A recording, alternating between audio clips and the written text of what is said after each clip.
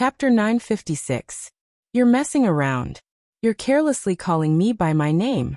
It's rude to create something out of nothing. Hee-chung was the first to berate, but there was no particular anger on his face. Kids these days were born with the skill of observing body language. Even Hee-dong-leong, this bastard, had some attainments in this. He had confidence in his heart, and his foundation of a newborn calf that was not afraid of a tiger was revealed more and more. I'm just talking about it at home. It seems intimate. If Sister Yuan gets angry, then that's really rude. Aren't you talking about me taking him as my master? Who doesn't try to get close to him before taking him as their master? Hee-chung really wasn't angry. He just averted his gaze. Kids always do whatever they want. They have a good eye for picking people. What about you? Yeah, me? Hee-dong-lu had just stuffed back his stifled laughter when he saw the old man's eyes focus and lock onto his position. He was naturally apprehensive. He felt baffled. How did he get involved in this matter? It's you. Hee-chung hooked his finger at his good-for-nothing grandson by the door, telling him to come into the room. It's rare for you to wake up so early. Let the two of us have a chat. Hee-dong-lu walked forward in a daze. He walked 2 steps and suddenly came to his senses. It seems like I really can't get away. Speaking of the third generation of the He family, aside from He Yuan, he was the one who had more frequent contact with Luo Nan. The old man asked, but what could he do? He could only walk closer and say whatever was on his mind. Yeah, that fellow is a bit weird. He's quite honest when it comes to normal communication. He doesn't have any bad intentions. After the appearance of the blood intent bracelet, Hee-dong-lu specifically went to find Luo Nan to discuss the matter of cooperation. But he was shamefully rejected. And the reason for the rejection was very bizarre. He said that the item was a defective product and couldn't be circulated as a commodity. He was quite angry at the time, but the situation developed as Luo Nan said. He stumbled all the way and was limited to the laboratory from beginning to end. There was practically no possibility of developing it in quantity. This way, Hee-dong-lu could be considered to have helped him bypass a pit. Hee-dong-lu's evaluation came from this. He felt that he was quite objective, so he grinned twice. Hee-buozhing shot him a cold glance. You can actually laugh. You took the initiative to make friends, but because the business didn't go through, you came back with a long face. What a big face. Hee-dong-leong was shocked. Brother Lu. You dare to throw your brother-in-law's face. Did you offend him? A blade under his ribs, a blade in his face, suddenly spurting out blood. No matter how cowardly Hee-dong-lu was, he was still somewhat unable to restrain himself. In front of an old man. Why would he be afraid of a little old man? Why don't you say that I put my arm around his shoulder and did the whole thing with him? Wow. Hee-dong-leong's eyes lit up. The moment Hee-dong-lu spoke, he regretted it. Especially when he saw the chief of staff He's long face, he hated himself for being stupid. He had actually blocked the bullet for Hee-dong-leong, this little bastard. He quickly went back to make up for it. It's just a description. That guy has a weird temper, and it's not easy to get close to him. But these few months, I've been hanging out with his friends in the circle. Second brother Xia, third brother Hu bamboo pole, paper-cut octopus. You can't just mess around with 1 or 2 of them. Hee-buozhing commented coldly. A wine and meat friend. I'll endure my ass. If Hee-dong-lu was truly afraid of his father, then he wouldn't be a big silk pants right now. He immediately rolled his eyes. If I want to be friends until the end of my life, I still need you to make up your mind, no? Hee-buozhing's face truly darkened. Shooting your mouth off. You think yourself clever. In the end, Hee-dong-leong was young and inexperienced. He was a bit muddle-headed. Hee-chung waved his hand. Go train. Good habits can't be easily changed. Bad habits can't become inertia. Oh, but the master you want most likely won't have the time to teach you. You have to ponder a bit more. Hee-dong-leong gave a thumbs up. I know. I have a backup plan. Hee-chung laughed in spite of himself. You even have a plan B? Of course. Isn't there an old saying? If I can't be his disciple, I'll be his junior. He has a master, even though he only teaches him body arts. The room was silent for a second. Hee-chung slapped his thigh and laughed. In your dreams. Get the hell out of here. He was really driving him away. He Dongliang had long wanted to slip away. How could he care about showing off after receiving the imperial edict? He didn't care about his own cousin. He turned around and ran.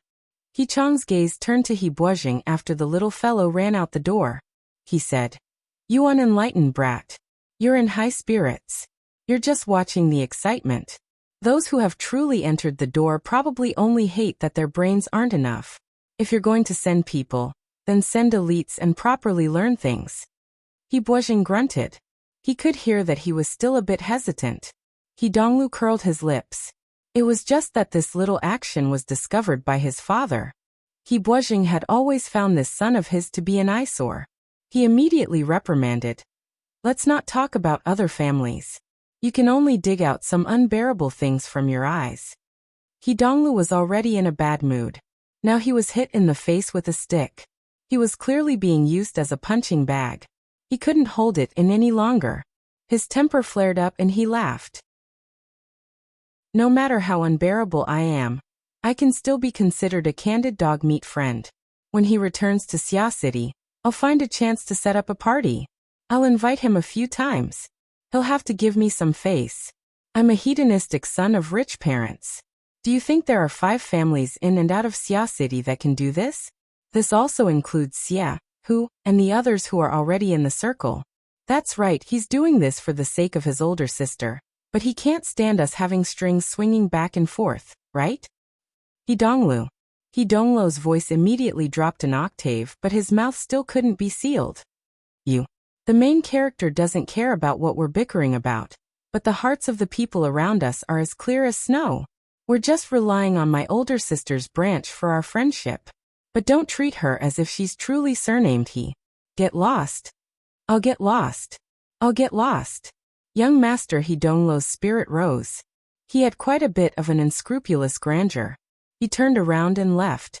However, just as he turned halfway, he felt a slight pain in the back of his leg. He had already suffered a blow, nearly kneeling on the ground. "We're talking father and son. How can you wander off topic?" He Chong retracted his leg.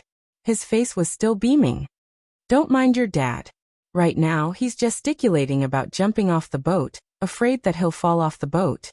I want to listen to your opinion and ignore him." He Donglu loved to hear these words. Even if he knew that this was an old man coaxing his grandson, it was the same.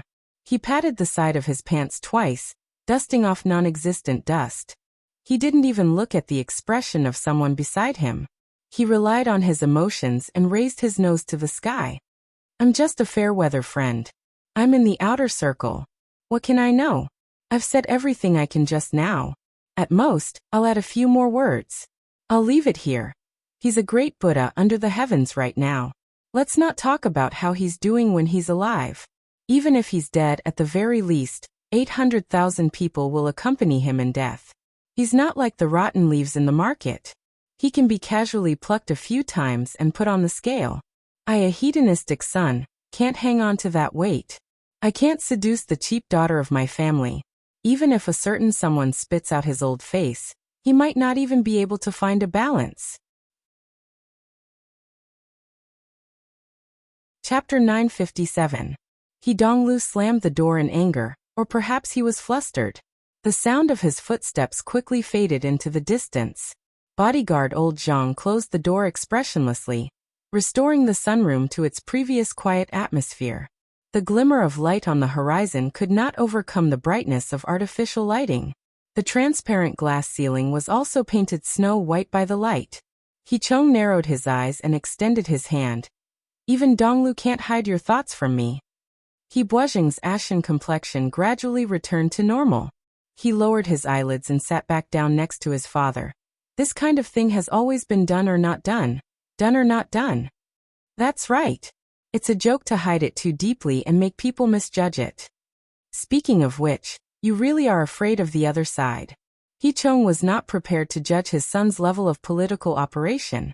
He only found the most important part, being in Xia City, under their eyelids. "I'm afraid of the flood of the deep blue world drowning me." He Buozhing did not hide anything. He answered bluntly. "Donglu said that Professor Luo is a great Buddha. These words are true. Ouyang and Wu Jiong must be worshipped well. But you also know that no matter how strong they are still golden bodies under the heavens. Li Wei, on the other hand, has to look beyond the heavens. He Chong opened his mouth wide and laughed hoarsely. A nest of toads looking at the sky from the bottom of a well. But they still have a human brain. That's quite amazing. This was clearly not a good evaluation. He Boijing could only pretend not to hear. But He Chong would not let him off so easily. In your eyes, what is the current situation? What do you want it to become? Crane and clam fight. Fisherman reaps the benefits? When immortals fight, mortals suffer. Or are you saying that you want to play the legend of the three kingdoms? He Boijing had yet to think of how to answer when He Chong said, "Last night, Joseph contacted me." Lieutenant General Joseph? In this circle, it was impossible to cause a misunderstanding when Joseph was mentioned, even if it was a common name. After all, there was only one person in the world who could be stationed at the forward base on Europa and become the next Marshal of the Aerospace Army. He Boijing was immediately startled. What did he say? Just some gossip. Nothing too substantial. But why don't you find it strange that Joseph didn't call you? Why did he call me a retired old man? After 2 seconds, He Boijing replied, "You are his former superior, and in the military world know in every aspect, you are still the pillar of the He family." He Chong grinned again. Looking at the situation, I should throw half of my wealth into the LCRF and struggle for another 30 to 50 years, instead of taking care of these flowers and plants at home. But I'm old and retired. Sooner or later, there will be a day when I don't even have the strength to pull your ears. Before that, I have to remind you that as soldiers, apart from playing politics, we also need to know how to fight a war. Dad. He Chong pursed his lips. Suddenly, he raised his leg and kicked his son hard in the face. You're still in coastal defense, and you're the chief of staff. Are you clear about the enemy? Have you figured out the level yet? Did you get the location right?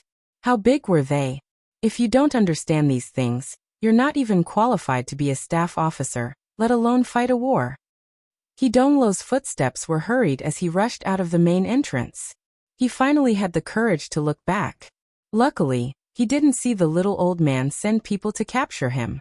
Only then did he let out a sigh of relief. At this time, his car had already arrived by his side without a sound. The car door automatically opened. He Donglu let out a breath and sat in the back seat. His personal bodyguard, Old C, was already sitting upright on the other side. He silently bowed in greeting. Baocheng, the driver in front, turned his head and asked, "Master Liu, where are you going today?" He Donglu sighed. He was inexplicably bored to death. He didn't want to talk, but at this time he glanced to the side and saw the video system in the back of the car turn on. This was nothing. He had spent quite a bit of time inside. His bodyguard and driver watched movies and played games to pass the time was nothing. It was just that, "Hey, this guy." He Donglu pointed at the projection screen and shouted. Wasn't the inexperienced young man that the camera pointed at Luo Nan, who caused him to be reprimanded and criticized? Old C responded, "Apologies, Master Liu, He Donglu didn't care about this. He pointed and asked, "Is this a video from before? That can't be right?" "No, it's a live broadcast." "Huh. This is an internal channel of the military. It's mainly targeted at burners. News travels quite fast. There are also people doing live broadcasts of situations that don't involve secrets." He Donglu interrupted him and went straight to the point. "In T-City? Xia City's military did this?" Old C was slightly startled, but he immediately confirmed, "It's in T-City. The host is Major Shershinha. He's currently training in T-City. He received a temporary order to cooperate with Professor Luo to carry out an experiment. It's not secret. To be precise, he obtained Professor Luo's permission to record and broadcast." That fast. He Donglu was truly shocked. Didn't the old man and the little old man not decide to give it to anyone? They've already started? Not yet. The personnel aren't all here yet. It's just a trailer right now. He Donglu rolled his eyes. The military is also playing this kind of game. Honestly speaking, from He Donglu's point of view, the live broadcast over there was too straight. It lacked technique and didn't have any content for the time being. It just followed behind Luo Nan's, and watched how he played with the debris and sand on the beach. There was really nothing to write home about. But looking at it from the most realistic perspective, the current Luo Nan could cause chaos in the He family with just a name from several thousand kilometers away. Naturally, he had the qualifications to do so. Old C, a calm character, had opened up a live broadcast room and continued to pay attention. The military's live broadcast didn't have a count of the number of viewers, but for Old C to be alarmed, it couldn't be that small. If this was in the past, young master, he would most likely spit at this sort of thing. It would be hard to avoid a few sour words. But he had just stood up for that fellow at home. He couldn't turn the situation around for a while. Professor Luo. Cough. What's Luo Nan's situation right now? I'm saying, you're looking at him with such eagerness. What's his position in your circle? Old C was silent for a moment before replying. This isn't something I can evaluate. So what if I talk about it? Of course, He Donglu wasn't satisfied with this answer. He was just about to continue questioning when he saw Luo Nan start to converse with that major sure something on the live broadcast screen. Under the influence of the whistling of the sea breeze and the crashing of the tide, the sound quality could only be described as okay. One could hear it clearly, but one couldn't understand it. It was normal for a layman to not understand. He Donglu wasn't surprised. He just asked Old C, tell me, what's he talking about right now? Chapter 958. Old C grunted.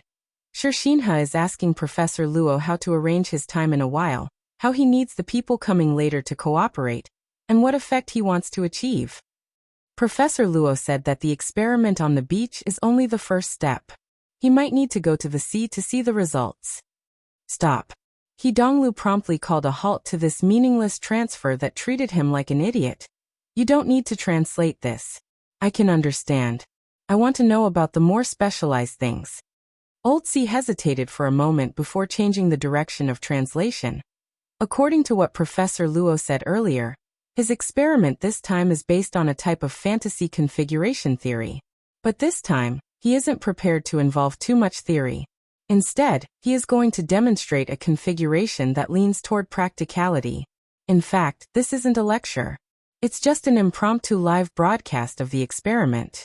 He won't specifically explain it. When the time comes, it will depend on each person's ability to understand. You don't need to explain this. He Donglu powerlessly waved his hand. Could it be that he was acting like a retard? I just want to figure it out. Is there any value in what he is expressing right now? How does it compare to the ring of blood and intent from last time? Forget it. I'll just ask an expert. It was really too difficult to ask a professional bodyguard to explain extraordinary theory. He Donglu tossed and turned for a long time before he finally found the correct train of thought. He began to flip through his address book, considering which ability user he knew was more like an expert. Yes, it was more reliable to find the circle around Luo Nan at this time. It was also more suitable to close the distance between them. Within the circle he worked hard to manage. The one with the highest cultivation was undoubtedly Bamboo Pole. Moreover, he was also on the mental side. He was just right. But. The important turning point had to be emphasized 3 times. That fellow Bamboo Pole appeared to be greasy and lecherous, but he was actually impervious to everything. He was shrewd and powerful. During this period of time, his status in the Xia City branch had risen with the tide as he entered the architect sequence. His influence was rapidly rising. He Donglu was a bit apprehensive to communicate with him alone. He didn't feel that he could take advantage of him. How about he switched to someone else? The names on the address book skipped over a few grids as they quickly swept past.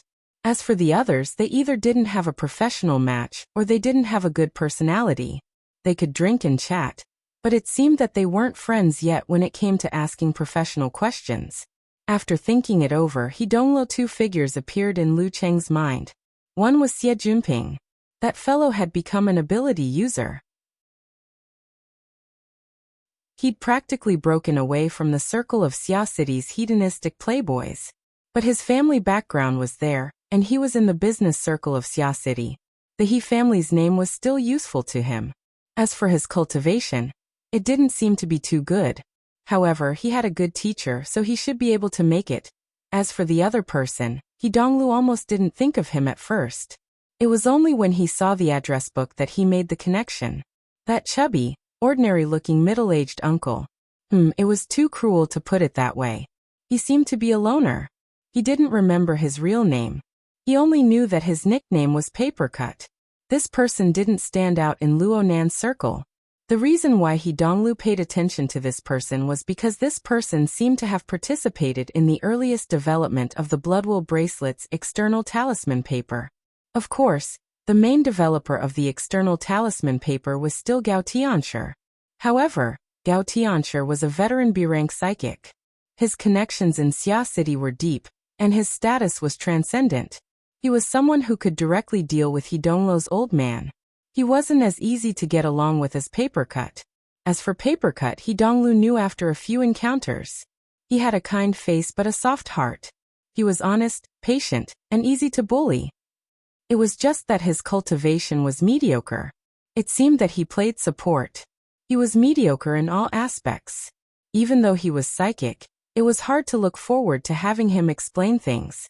He Donglu thought for a moment and decided to contact Xie Junping first. He had a bit of a psychological advantage when it came to this person.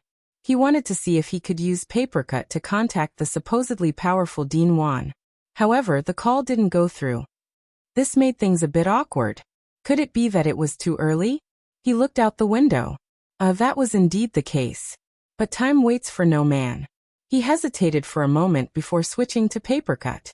This time the call went through quickly. Hello. The other party's voice was a bit muddled. It was clear that he had just woken up from his sleep. Cough, brother. Papercut? The other party mumbled a few times. He probably saw the caller ID and became a bit more clear-headed. He Donglu, young master, he. Brother Papercut, are you still asleep? He Donglu quickly understood when he sensed Papercut's current state. It seemed that Papercut didn't know about Luo Nan's live broadcast in D-City. This made things easier. He Donglu thought of an excuse on the spot. He didn't need to think too much about it. The news itself was the best reason. He Donglu's attitude became more and more natural. Brother Papercut, I was looking for bottle just now, but that fellow wouldn't pick it up no matter what. It was a bit urgent, so I... Oh, he's doing his morning class right now. He needs to focus. Cut off all communications. It would be better to call him in half an hour. Papercut turned over, huffing and puffing. He struggled on the bed, but his honest nature was exposed. If you have something urgent, I can help you call him. Hey, you're next to him. Yeah, I was playing with the children at the orphanage last night. It was too late, so I slept here. Do you have something you need? He Donglu slapped his thigh. It was said that Xia City was evil, but now he caught two of them at once. He became even more relaxed. He giggled and kept Papercut guessing. This is exclusive news. Oh no. Pa. This time, He Donglu slapped his head fiercely. Holy crap, he's definitely not awake yet. If the exclusive news of Luo Nan's live broadcast was only circulating within the small circles of the military in Xia City, then He Donglu could directly go find Ouyang Chen, let alone Papercut and Bamboo Pole. Of course, this was a bit of an exaggeration. But once He Donglu figured this out, Papercut was a bit lacking in comparison. He Donglu couldn't really hang up. He sighed and said, just treat it as me being kind and telling you guys that Luo Nan is in D-City. His words were cut off halfway when he suddenly stopped. Papercut sighed as well. Of course he's in D-City. You slept quite early last night, right? Ift. He Donglu was disinclined to bicker with this misunderstanding. He just shifted his gaze and looked at the unimpressive live broadcast. It moved forward half a second, and a very familiar word jumped into his ears. Luo Nan repeated it again at this time, and He Donglu instinctively repeated it. Papercut. Yeah, little bro Donglu. Donglu, if you want to call me, it's better to add brother, right? He's talking about you. He's talking about you. Ha. He Donglu smacked his thigh again. This time he really hit it. He no longer hesitated. He shouted. Where are you?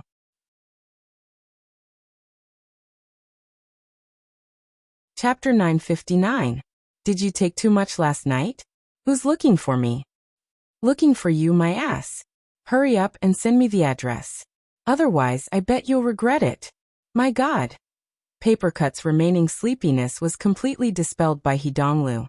He confirmed the time and finally made a painful decision. He struggled out of bed and prepared to properly deal with this overly excited hedonistic young master. I said it earlier. It's the welfare home. Dean Wan's welfare home. I've never been there before. What about the name? Where's the map? Lawn Town? I think so. It's in the Forest Wall district. Papercut finally surrendered completely. I'll send you the map. Hee Donglu slapped the front seat and gave the driver an order. I'll give you 10 minutes. Forest Wall district, Lawn Town's welfare home. The car quickly started, but Old C calmly said, 10 minutes is impossible. It will take at least half an hour to get to the western suburbs from here. Then half an hour it is. Not a second more. Hee Donglu was still unclear what this coincidental discovery would bring. There was only one thing he was sure of. This was much more interesting and useful than the debauchery he had planned. Papercut knew that Hee Donglu wouldn't arrive anytime soon, but he wasn't in a hurry. He just put on a pair of pants and went to the bathroom to freshen up. He squeezed some toothpaste as he comforted Papercut. Hey, little brother Donglu, for the sake of the secretary, can you talk about the main point? I'll help you think of an idea. You said just now, who was looking for me? Hee Donglu let out a ha laugh. The crucial information advantage actually brought him the thrill of crushing his IQ. However, Papercut's temper was really good. He still had the patience to accompany others in pedantry. Hee Donglu didn't want to keep him in suspense. No one was looking for you. Someone mentioned you. It was that super worrisome boss Luo of yours.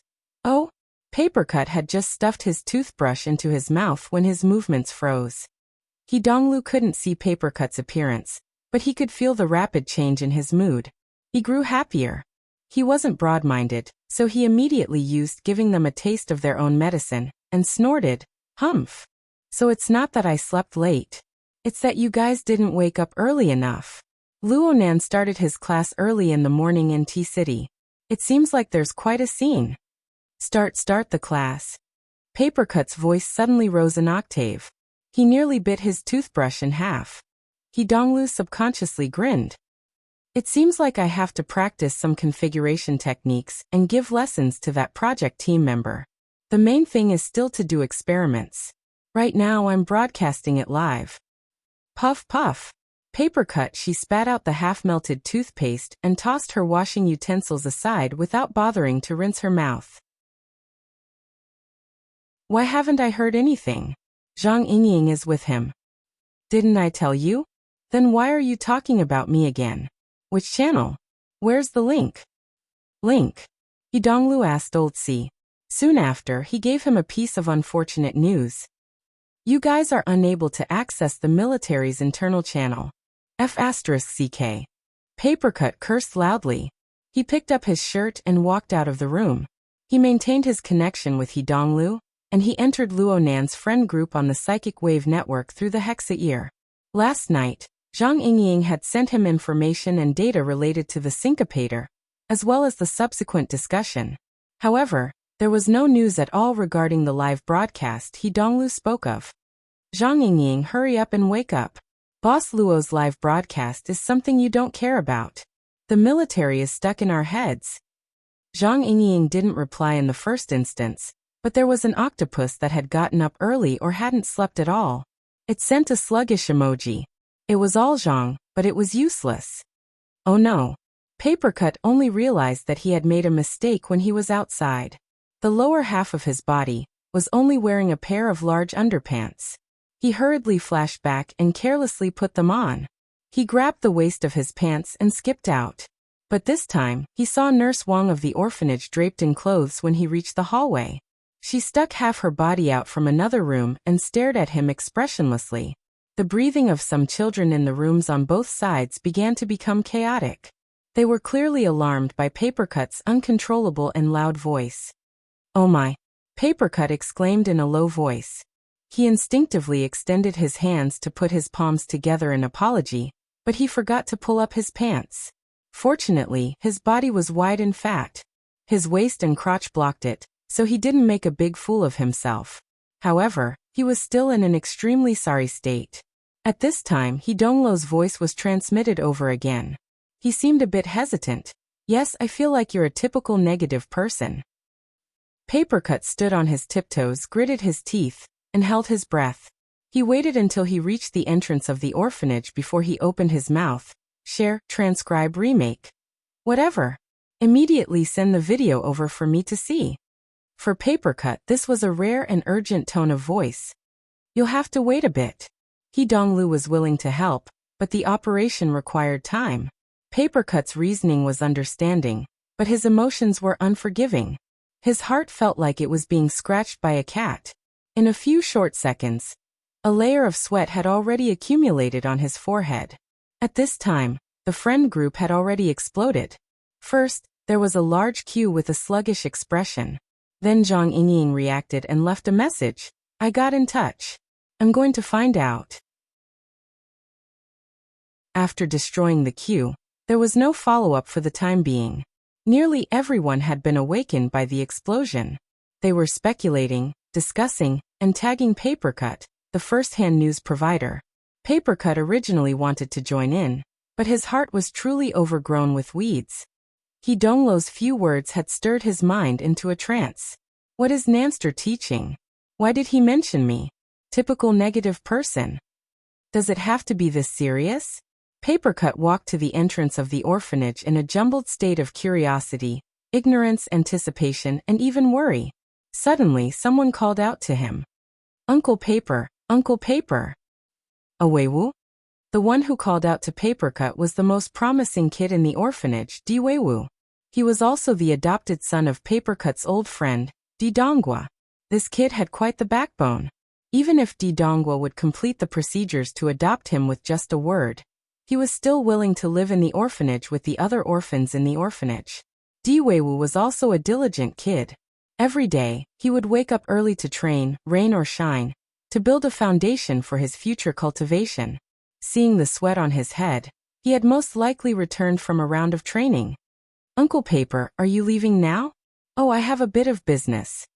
Papercut stopped mid-sentence because Hidongwa had begun to transmit data. It was not a live broadcast but a transcribed video. To increase efficiency, I'll send it one clip at a time. Damn. Papercut decisively turned around and walked back. Uncle Paper, Uncle Paper? Diweiwu felt baffled as he quickly caught up. The reason for Papercut's choice was very simple. This was a commercial society. No matter how good Xia City's infrastructure was, it was impossible to achieve full coverage for a rotten place like the recycling stratum. The orphanage was a public place. It was already the area with the strongest signal. Hidonglo's decision to send the video in segments was very wise. The first video, which was a few dozen seconds long, was quickly transmitted. Since Papercut was connected to the psychic wave network at the same time, the video was sent over. It was not suitable to be projected onto his retina, so he could only choose to play it outside. Diweiwu, who was playing the role of a follower, went wow. Brother Luo Nan. Papercut ignored the child's messy way of addressing each other. He just stared at the projection area. He looked. No, he listened to the information being transmitted. In the video, there was a simple and stable background of a beach, and a focused image of a human figure. Aside from being able to confirm Luo Nan's existence, there was no other value to it for the time being. The only thing that was truly meaningful was the voice. Chief, why do you need so many people? So many burners?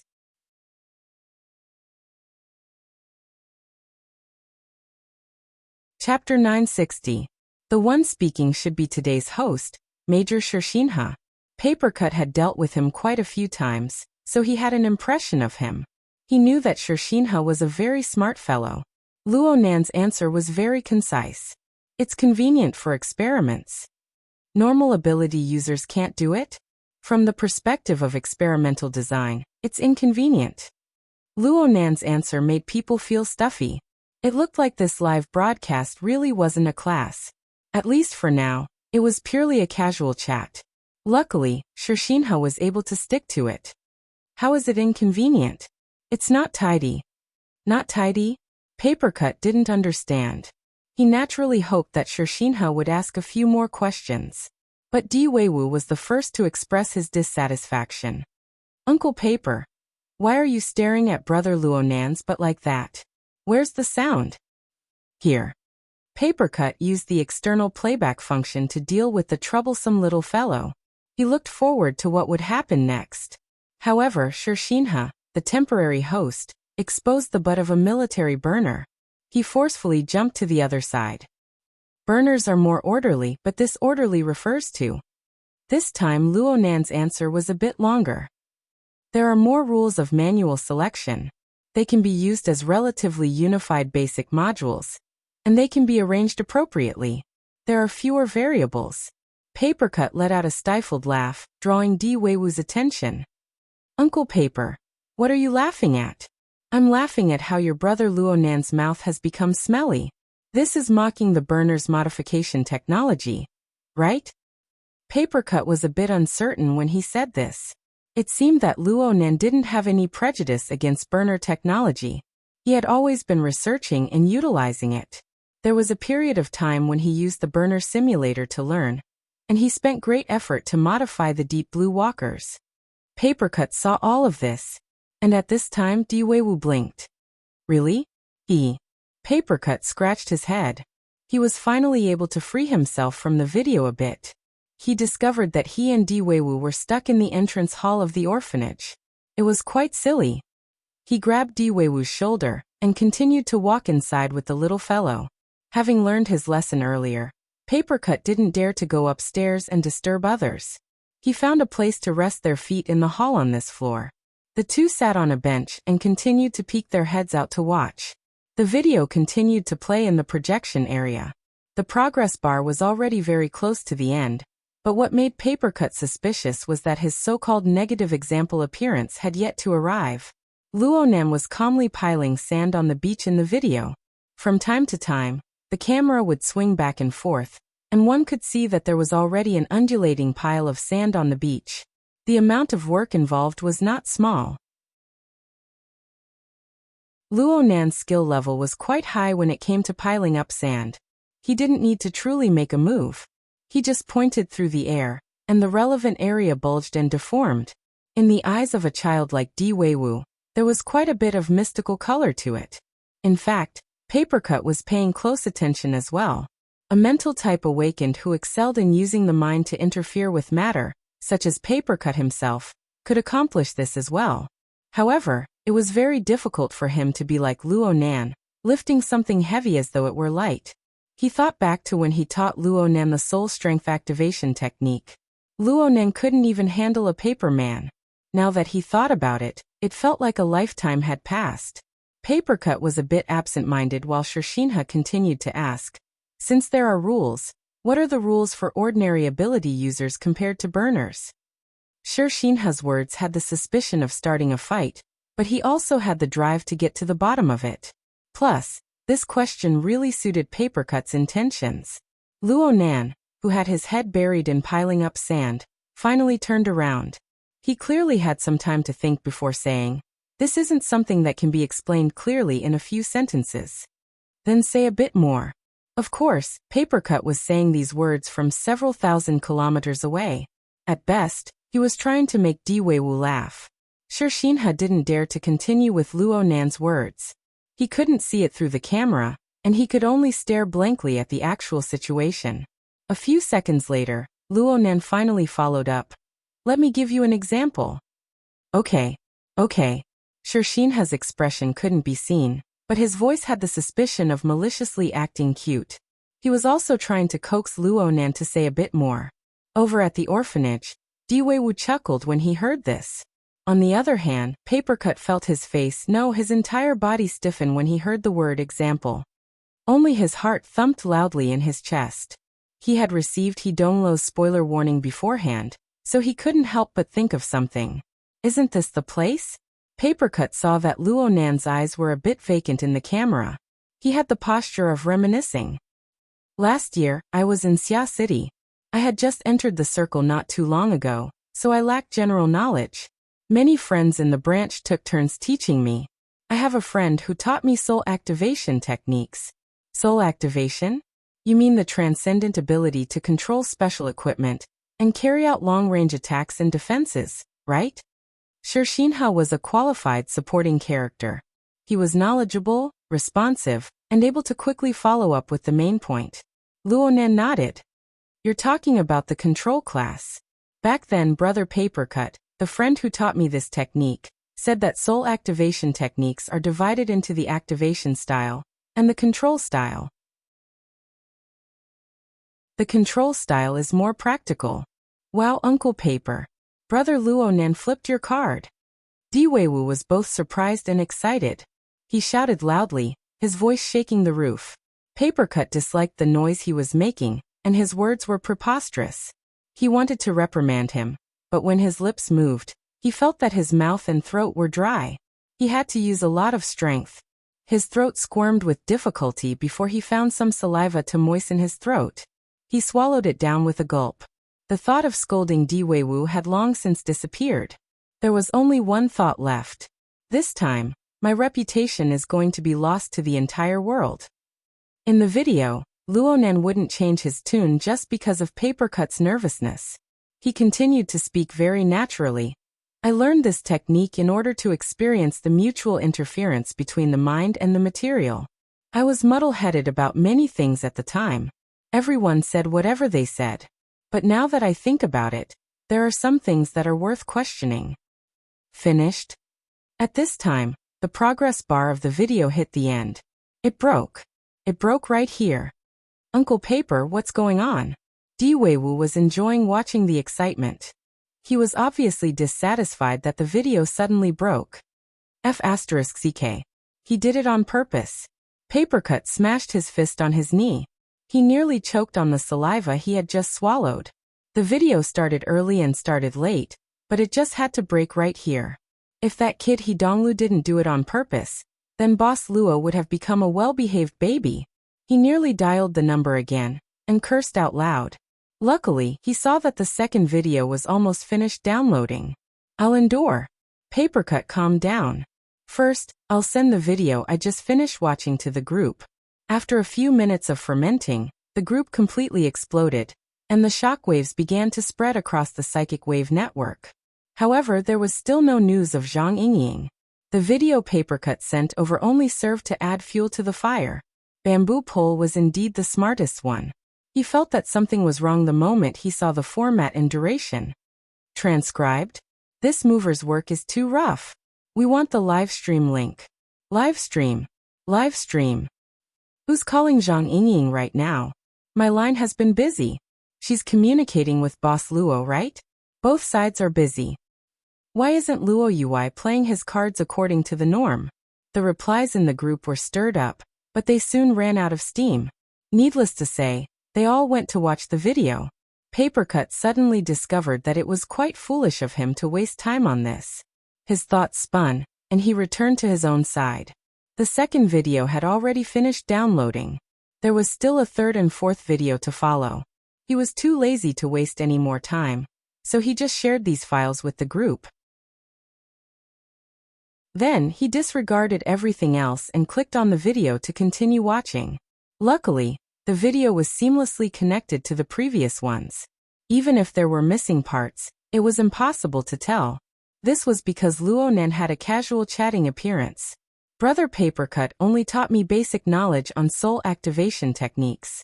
As for the practical operation, it was to control the paper men made from talisman paper. However, I couldn't do it well no matter what. Even if I succeeded, the power was extremely weak. There was no practical use at all. This troubled us greatly. Of course, I later discovered that this was a problem caused by the special characteristics of my soul strength and the imbalance between my body and soul. I strengthened the coupling of the mental and material planes by strengthening my fleshly body cultivation. I finally solved this problem. Lead leader, you really aren't good at telling stories, Shinha ridiculed. Papercut could more or less understand the meaning behind Luo Nan's words. Diwei turned to look at him at this time. Uncle Paper, does what Brother Luo Nan said have anything to do with what happened before? Papercut chuckled, but he still did his best to help Luo Nan explain. Your brother Luo Nan is probably saying that as an ability user, soul strength has its own special growth and usage pattern. But no matter what, it must be based on the material plane. I know this. The dean has always emphasized that. The little fellow shut his mouth halfway through his words. This was because Luo Nan had mentioned another matter, and it was still related to Papercut. After this matter was resolved, there were a few days when I was distressed by the explosive increase in the scale of my soul strength. So I called Brother Papercut. I wanted to ask him about soul activation techniques. I wanted to know if there were any ultimate secrets or big moves that could achieve large-scale instantaneous consumption. These words are asking for a beating. Papercut muttered a comment, and Diwei rolled his eyes. However, the little fellow was soon captured by curiosity. Uncle Paper, you even taught Brother Luo Nan a big move. Listen carefully. Papercut tried to interrupt the little fellow's train of thought. But at this time, Shirshinha and Diwei realized that their thoughts were synchronized. Shirshinha muttered to himself, the big move of soul activation. What is it? Nothing at all. Then Brother Papercut recommended me to learn Her Majesty Empress Wu's dripping sword. Is that so? Shirshinha laughed dryly and reacted. That move shouldn't be a high-consumption move. I'm saying that the core value of the dripping sword lies in the condensation ring. Chief Luo, you've talked about this before. It was during the last public lecture. But what does this have to do with Mr. Papercut? Shirshinha had single-handedly steered the conversation back on track. One could imagine how many people who were watching the live broadcast were giving him likes. If the military's live broadcast system had a reward function, it would certainly explode. It didn't matter at the time, but now that I think about it, Brother Papercut's words weren't appropriate. He compared the activation style to the control style. He believed that the former was more suitable to be used as support, while the latter was the main combat power. Perhaps he was wrong from the root. I feel more and more that the activation style, which simulates spirituality, is more representative than the precise control style, is more representative. Shirshinha took 2 seconds to digest this before asking, what does it represent? Yeah, what did it represent? At this very moment, Papercut, who was suspected to be a negative example, became all the more focused. It wasn't just because he was closely related to Luo Nan's description. It was also because he was looking forward to it. With Luo Nan's current level, even a careless sentence might have its own unique value. It might even have some sort of guiding significance. Plus, Papercut was analyzing him right now. Even if it was a bit lacking in privacy, if Papercut really said 1, 2, 3, 4, he would be able to publicly execute Luo Nan, let alone now. Papercut pursed his lips and held his breath. He blocked out all information from the outside world, and only watched the contents of the video. If he cut it off now, he swore that he would strangle that kid He Donglu to death. I feel that it is too rash to artificially differentiate the things of abilities and traits before they are explored in depth. Just like the regulation that you were particularly interested in just now. Without exploring to a more fundamental level, all differences are just shallow expressions. Just like this beach. It doesn't have any special meaning before I start to shape it. If it does, it's just the sand itself. Papercut was a bit stupefied. Shirshinha understood a bit. At the very least, he needed to display this state in order to have a deeper discussion with Luo Nan. However, there is no essential difference between ordinary ability users and burners at the most fundamental level. So what you're saying is that we should explore the structure of an ability? Luo Nan extended 3 fingers. Level, structure, and leap. All 3 aspects must be considered. Whether it is an ordinary ability user or a burner, their regulation is established on a more fundamental level. It depends on the adjustment and optimization of one's ability structure, as well as the possibility and direction of the leap of the existing body and soul system. Shirshinha cautiously asked, "Can you explain in more detail?" At this point, the video flashed, and the progress bar reached the end. Papercut's heart tightened. Luckily, the latter part of the video had finished downloading this time. The AI continued. In a normal sense, the foundation of our lives is an unchangeable and established fact. It's like this beach. Even if I piled sand into a castle, it would only be a sand castle in the end. It wouldn't change into any other nature. Humans, or cultivators to be exact, are a bit better. At least there is hope for change. Hello? Luo Nan's voice cut off again. This time, there was a call from the outside. The caller was undoubtedly Zhang Yingying. Papercut felt stifled in his chest, but he could only endure it. Luo Nan was talking to Zhang Yingying in front of the live camera.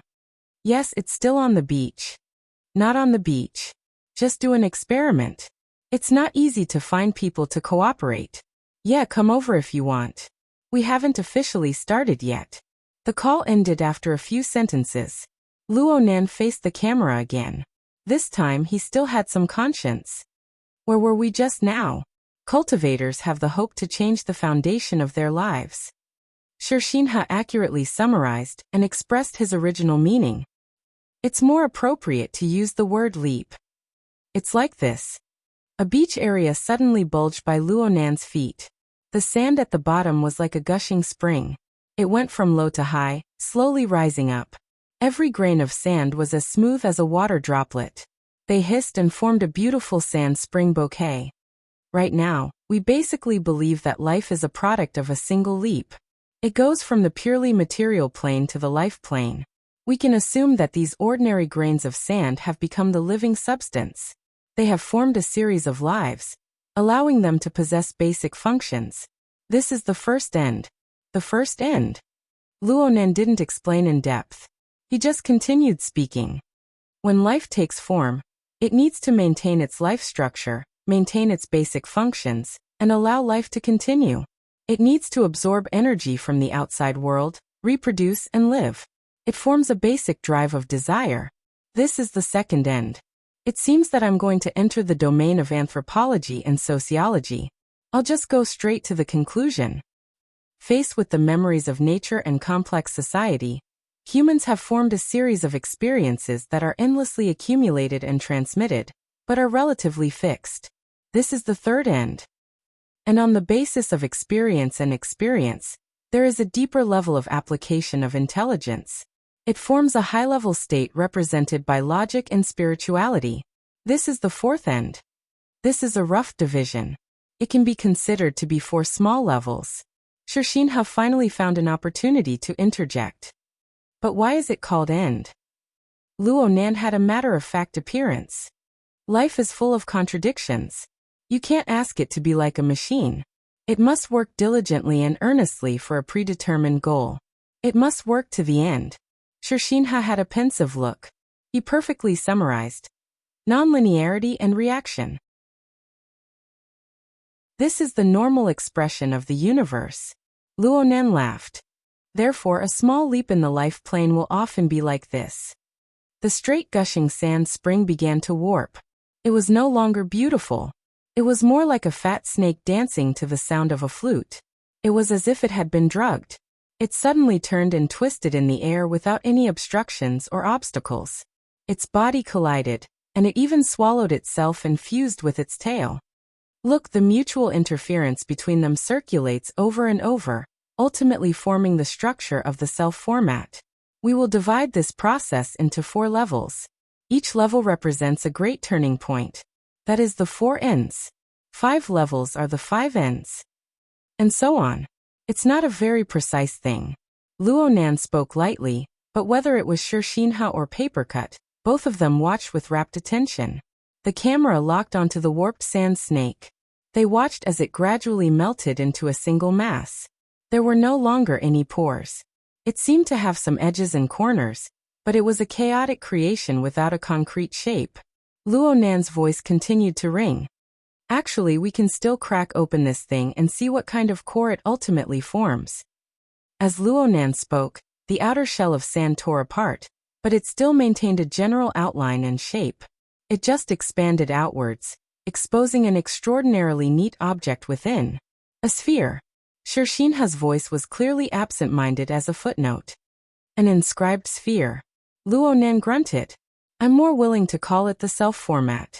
If we follow this pattern and continue to expand its function to a certain degree, it will form a ladder that leads to the fantasy plane.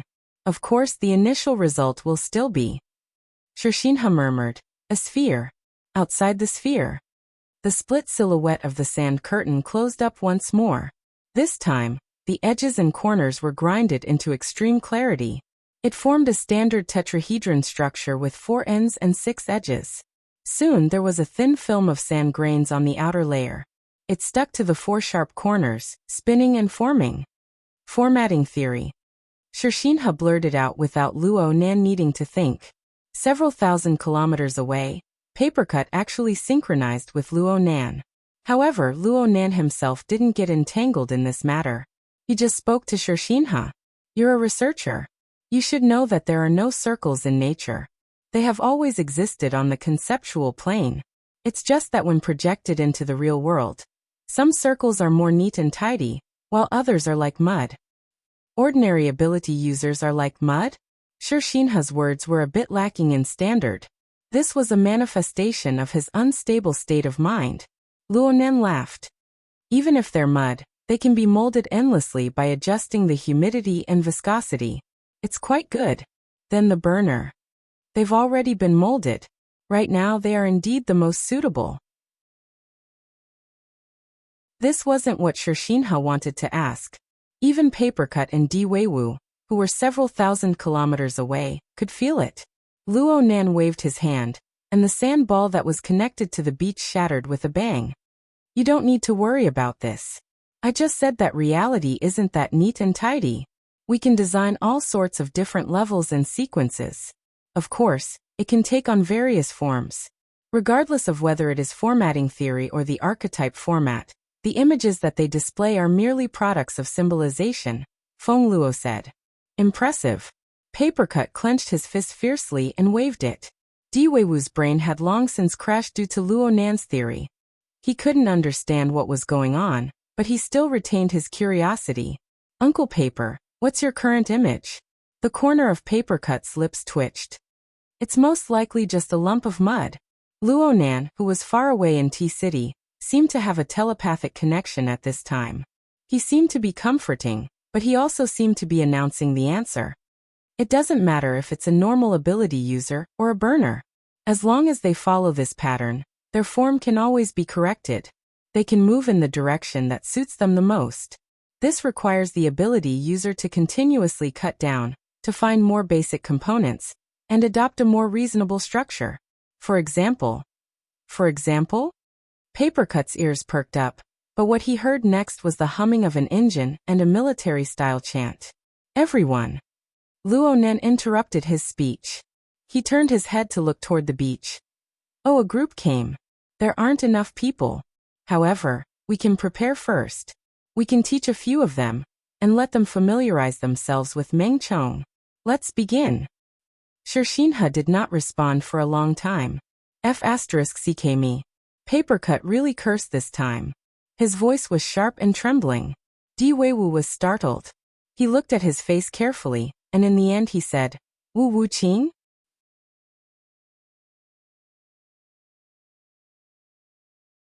Chapter 961. No matter how many ghostly wails and wolf howls exploded in every corner of the world, Luo Nan was determined to begin his experiment. He walked toward the seaside, but it was very rare for the camera to not follow him. The scene captured by the camera stopped at the area where Luo Nan had just stood. All that was left was a slightly bulging pile of sand. It was the remnant of Luo Nan's previous demonstration. This was a dereliction of duty, but he didn't need to say anything. Everyone understood. Let alone Shirshinha, who was close at hand. Even Papercut, who was thousands of kilometers away, wished he could beat his chest and stamp his feet. Or he might as well just reach through the projection screen and choke Luo Nan's neck, making him pour out all the examples in his stomach. The video was cut off at this time. Oh no, it ended. You've gone too far. Papercut swung his palm over, causing the light in the projection area to become distorted, but it was useless. Di Weiwu wanted to pat Papercut's chest. Uncle Paper, don't get angry. You absolutely must not get angry. Get angry, my ass. My heart is pumped with icicles. Papercut called He Donglu back amidst the howl of grief. What's going on? Where are the others? He Donglu jumped in fright, but he soon used an even louder voice to choke back. Didn't your people already go over? I'm here. In the group chat, this brief message suddenly flashed. He Donglu cut off the communication at nearly the same time as this message, but he sent a direct remake of the video. It was a few dozen seconds later than the previous video, but there didn't seem to be any useful information in the middle. Instead, there was a rumbling noise mixed in with the distorted external sound. There was also a particularly resonant female screech. Hold on. Start again. Shershinha was clearly shocked. The camera swung over, and he saw a female rider riding a jet ski on the surface of the sea, which was still covered in thick fog. She whistled over, tearing through the smoke and waves. She was already close to the shore, but she didn't slow down at all. She simply charged over, filling the air with sand and dust. Zhang Yingying had arrived. Wow. So cool. This evaluation was appropriate, but the one who spoke was none other than Luo Nan, who was outside the camera. The atmosphere of the entire beach instantly changed because of these words. It went from being grand and heavy with life cultivation to being light and lively. This is more in line with his age. Papercut didn't even see Luo Nan's current appearance, but he just laughed unconsciously. He vented out quite a bit of the pent-up anger in his heart. Of course, this was also because Zhang Yingying had already posted the link to the live broadcast under the cheers of the audience. As for seeking Luo Nan's opinion, it didn't exist. Furthermore, she was playing very big. Not only did she use her friend group, she even used the social media platforms on the Psychic Wave network. She was reacting in a typical revenge style. Everyone spread it out for me. #. Spread. Anti-Yingying is the best. Timely rain, drought, thunder. Those little bastards from the military dared to steal our people. The fury of the Xia City branch. Papercut was a little flustered when he saw this scene. This shouldn't be a problem, right? His circle of friends was definitely on top of his head. As for what the larger circle of the inner world was like, Papercut still couldn't figure it out for a while. Who cares? In any case, he clicked on the link to Zhang Yingying's live broadcast and saw a high-definition camera directly on Luo Nan's face. You guys actually sneaked away. Luo Nan rolled his eyes. What sneaking? This is a private beach. Didn't you receive a warning when you charged in? This is the territory of the Blood Flame Order. I wouldn't have been able to charge in without your permission. Zhang Yingying's mind was clear. She clearly understood what was going on. That won't do. You need to do it all over again. Of course Luo Nan was unwilling. I said it wasn't a lecture. It was just an experiment. We were just chatting casually. I've already explained the basic theory to you this morning. Plus, I recorded everything. Go back and check the video. I didn't see it. Zhang Yingying lied through her teeth. She put on an unforgiving appearance. There are a lot of people in the branch who didn't see it, but someone else arranged for a live broadcast. And it's an internal channel.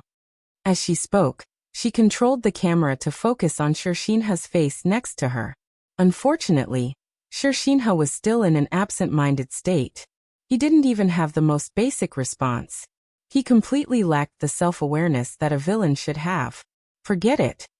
In any case, it was fine as long as Luo Nan, the main character, acknowledged it. Zhang Yingying didn't really want Luo Nan to record everything again. She just wanted to seize the moral high ground and legitimize her own unauthorized live broadcast.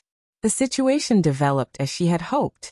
A few seconds later, the ability user circle of Xia City erupted in thunderous cheers.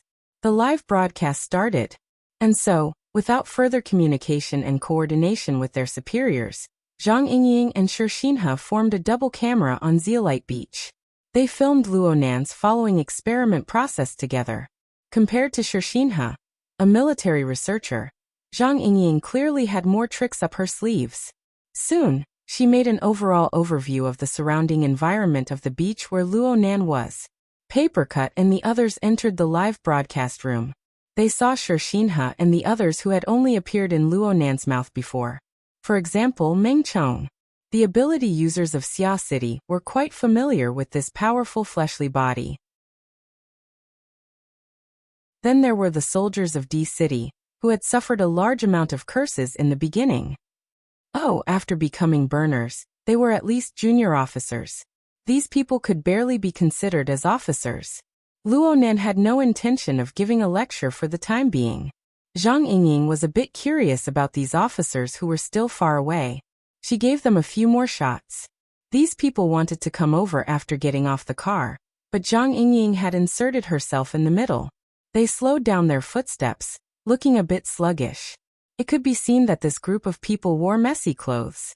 Some were like Shershinha, who had rushed over in a hurry. They wore training clothes. Some wore officer uniforms. And some simply wore casual clothes. Their tastes are complicated. Zhang Yingying made a basic judgment. She could see some small talk among these people through her lens. They didn't seem to be particularly familiar with each other. Compared to Zhang Yingying, who was a bit distracted for the time being, Shershinha was much more focused. He controlled the main direction from beginning to end. After coming back to his senses with great difficulty, he began to ask Luo Nan to continue talking about the previous content. It would be best if he went a bit deeper. Luo Nan didn't agree. It's purely a theoretical expression. There's no need to be long-winded. Experiments are more practical. Zhang Yingying interrupted before Shershinha could speak again. It's fine if you don't talk empty words, but you can't destroy the mold. Oh my, you're quite familiar with it. I definitely have to do my homework before a live broadcast. Just because I don't have professional skills doesn't mean I don't have professional spirit. Zhang Yingying didn't feel embarrassed at all from having a slip of the tongue. She spoke more and more confidently. Luo Nan couldn't bicker with her. He could only say, "That's just a demonstration. It's like a diagram or a slide. Just look at it. Don't be restricted by idealized symbols. It's easy for you to say. No, it's not easy. It's not. It can't be concluded." Luo Nan explained in a pleasant voice. Life is a very complicated thing. There's absolutely no need to set up a precise system, especially when it comes to higher intelligent species. Therefore, all you need to do is grasp the 3 key points of hierarchy, structure, and ascension. There's also the nonlinear trend. Then you can use any standard, any angle, and any number of small levels. It's fine. Zhang Yingying's eyes went wide. Anything? Of course. Luo Nan acted extremely certain. I can be a bit more clear. The most important reason why I chose the model just now is that it's very similar to the formatting theory system. I find it pleasing to the eye. That's all. Angle. How about this? I'll give them a mission first. Let them get used to it first. I'll give them a few examples when they have the time. Zhang Yingying raised her eyebrows. You said it yourself. Yeah, can you talk about multitasking? Multitasking is my specialty. In addition, I'm afraid that they don't have enough time to get used to it. The other things should be quite loose.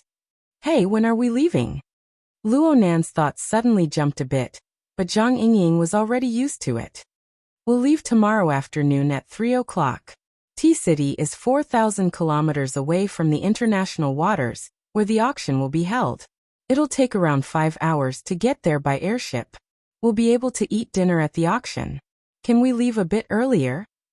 Ha! I want to go by sea. No problem. Of course, such a small matter wouldn't stump Zhang Yingying.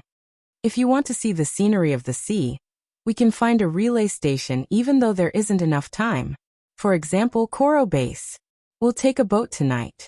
We'll find a few people to drink with, enjoy the breeze, and enjoy the life of night fishing. We'll see if we can catch a few fish. We can arrive at Koro Base tomorrow evening. We'll take a private plane from there and fly at supersonic speed.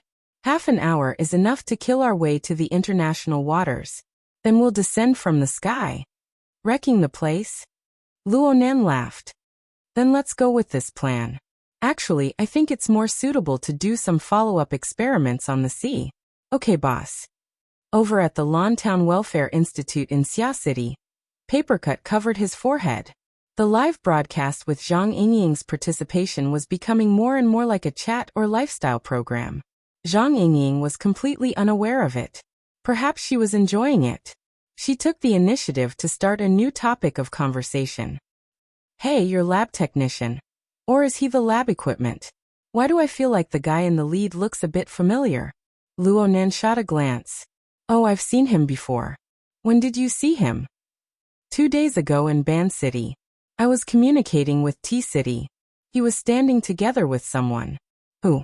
What's his name? Luo Nan's gaze turned to the nearby Meng Chong. Meng Chong had been acting as a wooden stake for quite some time, but his reaction was still fast. Sir should be talking about Cadman, the traitor that Sir has already dealt with. As for the person who came over, he's the captain of Deep Blue's operations stationed in T City. His name is Hood. I remember now.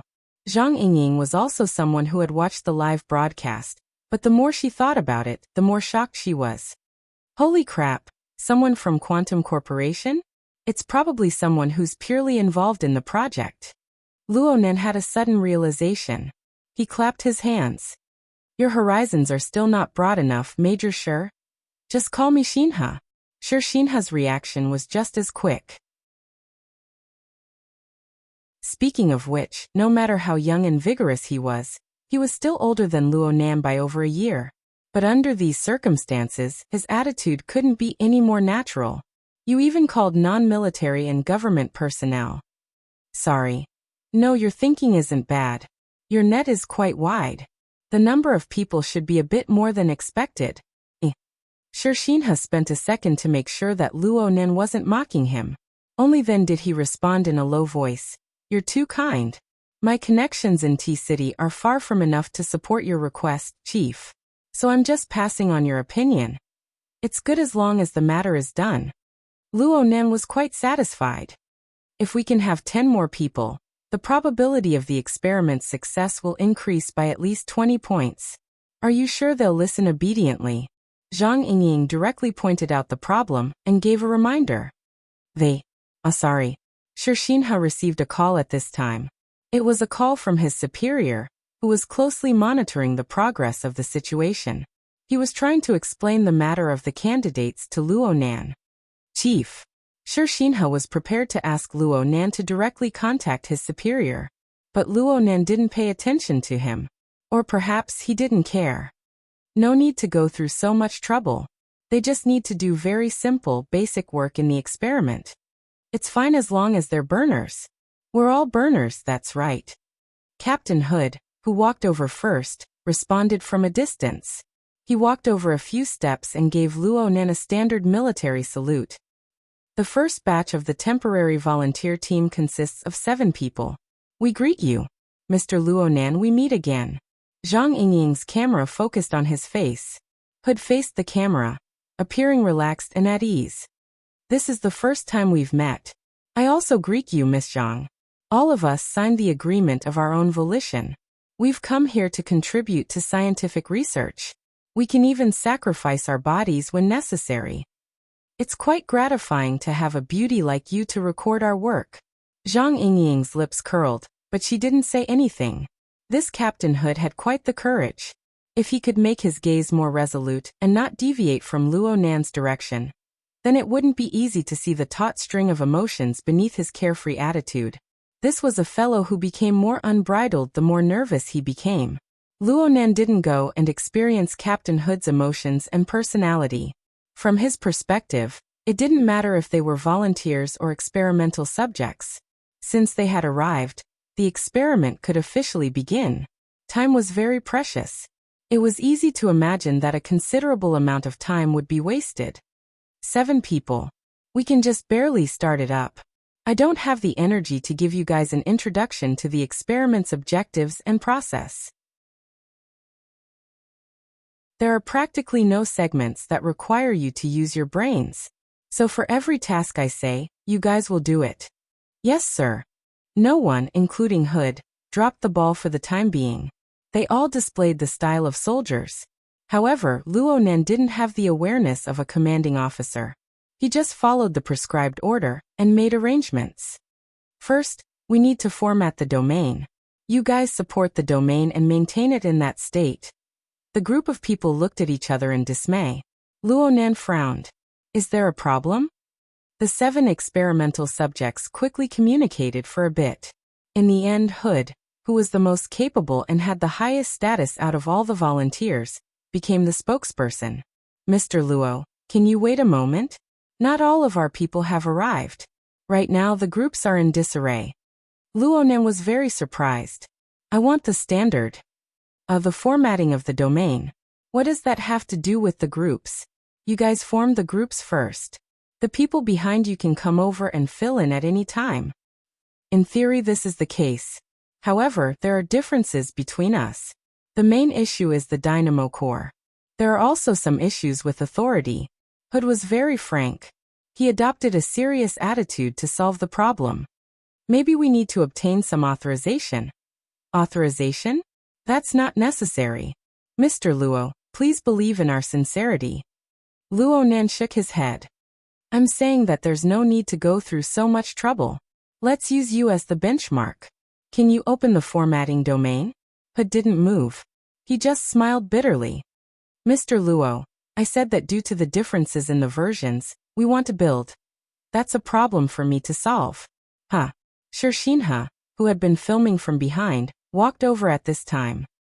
Chief, the differences in the versions do exist. Especially with the rapid changes in the versions of the Dynamo core these days.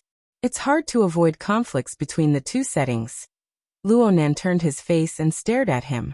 The greatest value of the standard array lies in the standard. If you guys can't connect it seamlessly, then it's the same as completely obliterating its value. The standard array? Shershinha was a bit stupefied. Luckily, Luonan's words weren't too hard to understand. He was dazed for a moment before he quickly followed along. We really do need a unified standard authorization process. Luonan shook his head. The standard has always been there. It's just that some people are superfluous. It's inconvenient for others. So let's use you as the benchmark for the time being. Shershinha was truly stupefied. He only responded after 2 seconds had passed. Chief, I'm afraid it won't be easy for me to support the framework of the formatting space by myself. He was a researcher after all. Even though he had received the modifications and training of a burner, he wasn't able to reach the level of being able to dominate the domain. That was the ability that only an elite combat elite possessed. Luonan didn't care. The format of fire is no problem. This is fine. Don't be nervous. Luonan sized Shershinha up from head to toe and determined the limits of this person's abilities. He felt that it would be better to do the work a bit more solidly, so he made a slight adjustment to the design. We'll start from a more basic level. Come, be like me. Before Shershinha could react, Luonan bent his right elbow and extended his palm forward. A small patch of air suddenly warped above his thin and slightly red palm. Then the temperature rose and the heat radiated. Finally, rays of light blossomed, piercing into the surroundings and into the eyes of everyone watching the live broadcast. At this very moment, energy appeared in the palm of Luonan's hand in the form of visible light. Due to the effective interference and catalysis of soul strength, it caused an intense burning sensation to manifest in the air. It was like a faintly white flame. The glow of the flame was actually very weak, especially in the brightly lit seaside. But in this moment, the faces of practically everyone in the surroundings were illuminated by this dim light until they turned white. It was as if all the color of blood had been erased from their faces.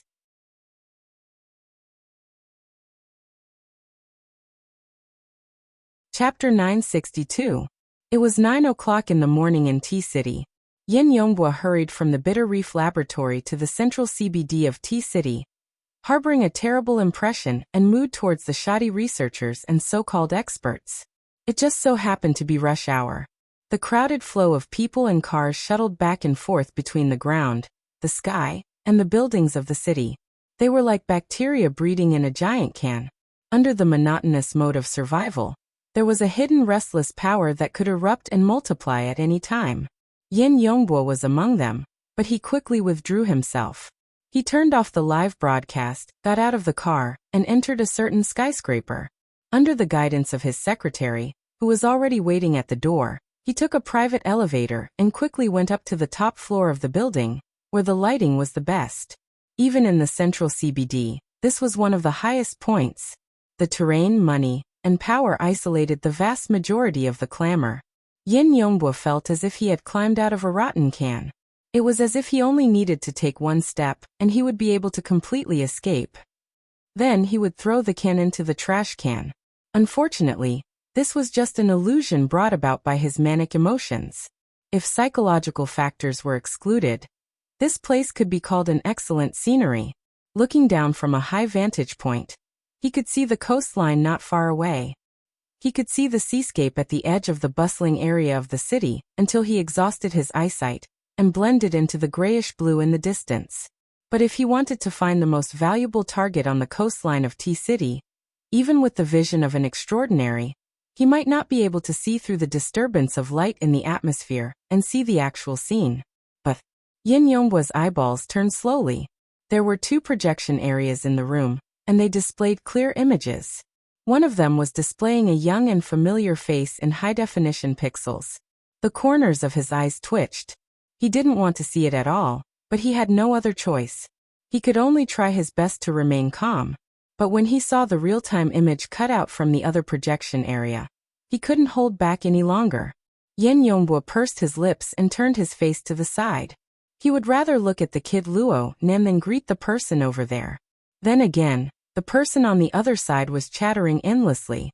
It seemed as if they didn't notice him. But the owner of the room pulled his gaze away from the projection area and laughed at him. Just in time. You father and son have met. Want a cup? Director Mao raised the iced coffee in his hand and gestured from afar. The world's strongest businessman was wearing a short-sleeved t-shirt, baggy hemp trousers and thin slippers.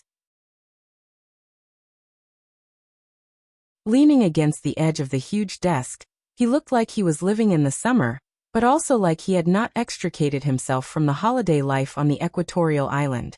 He did not fit in with the layout of the room. Thank you. Water is fine.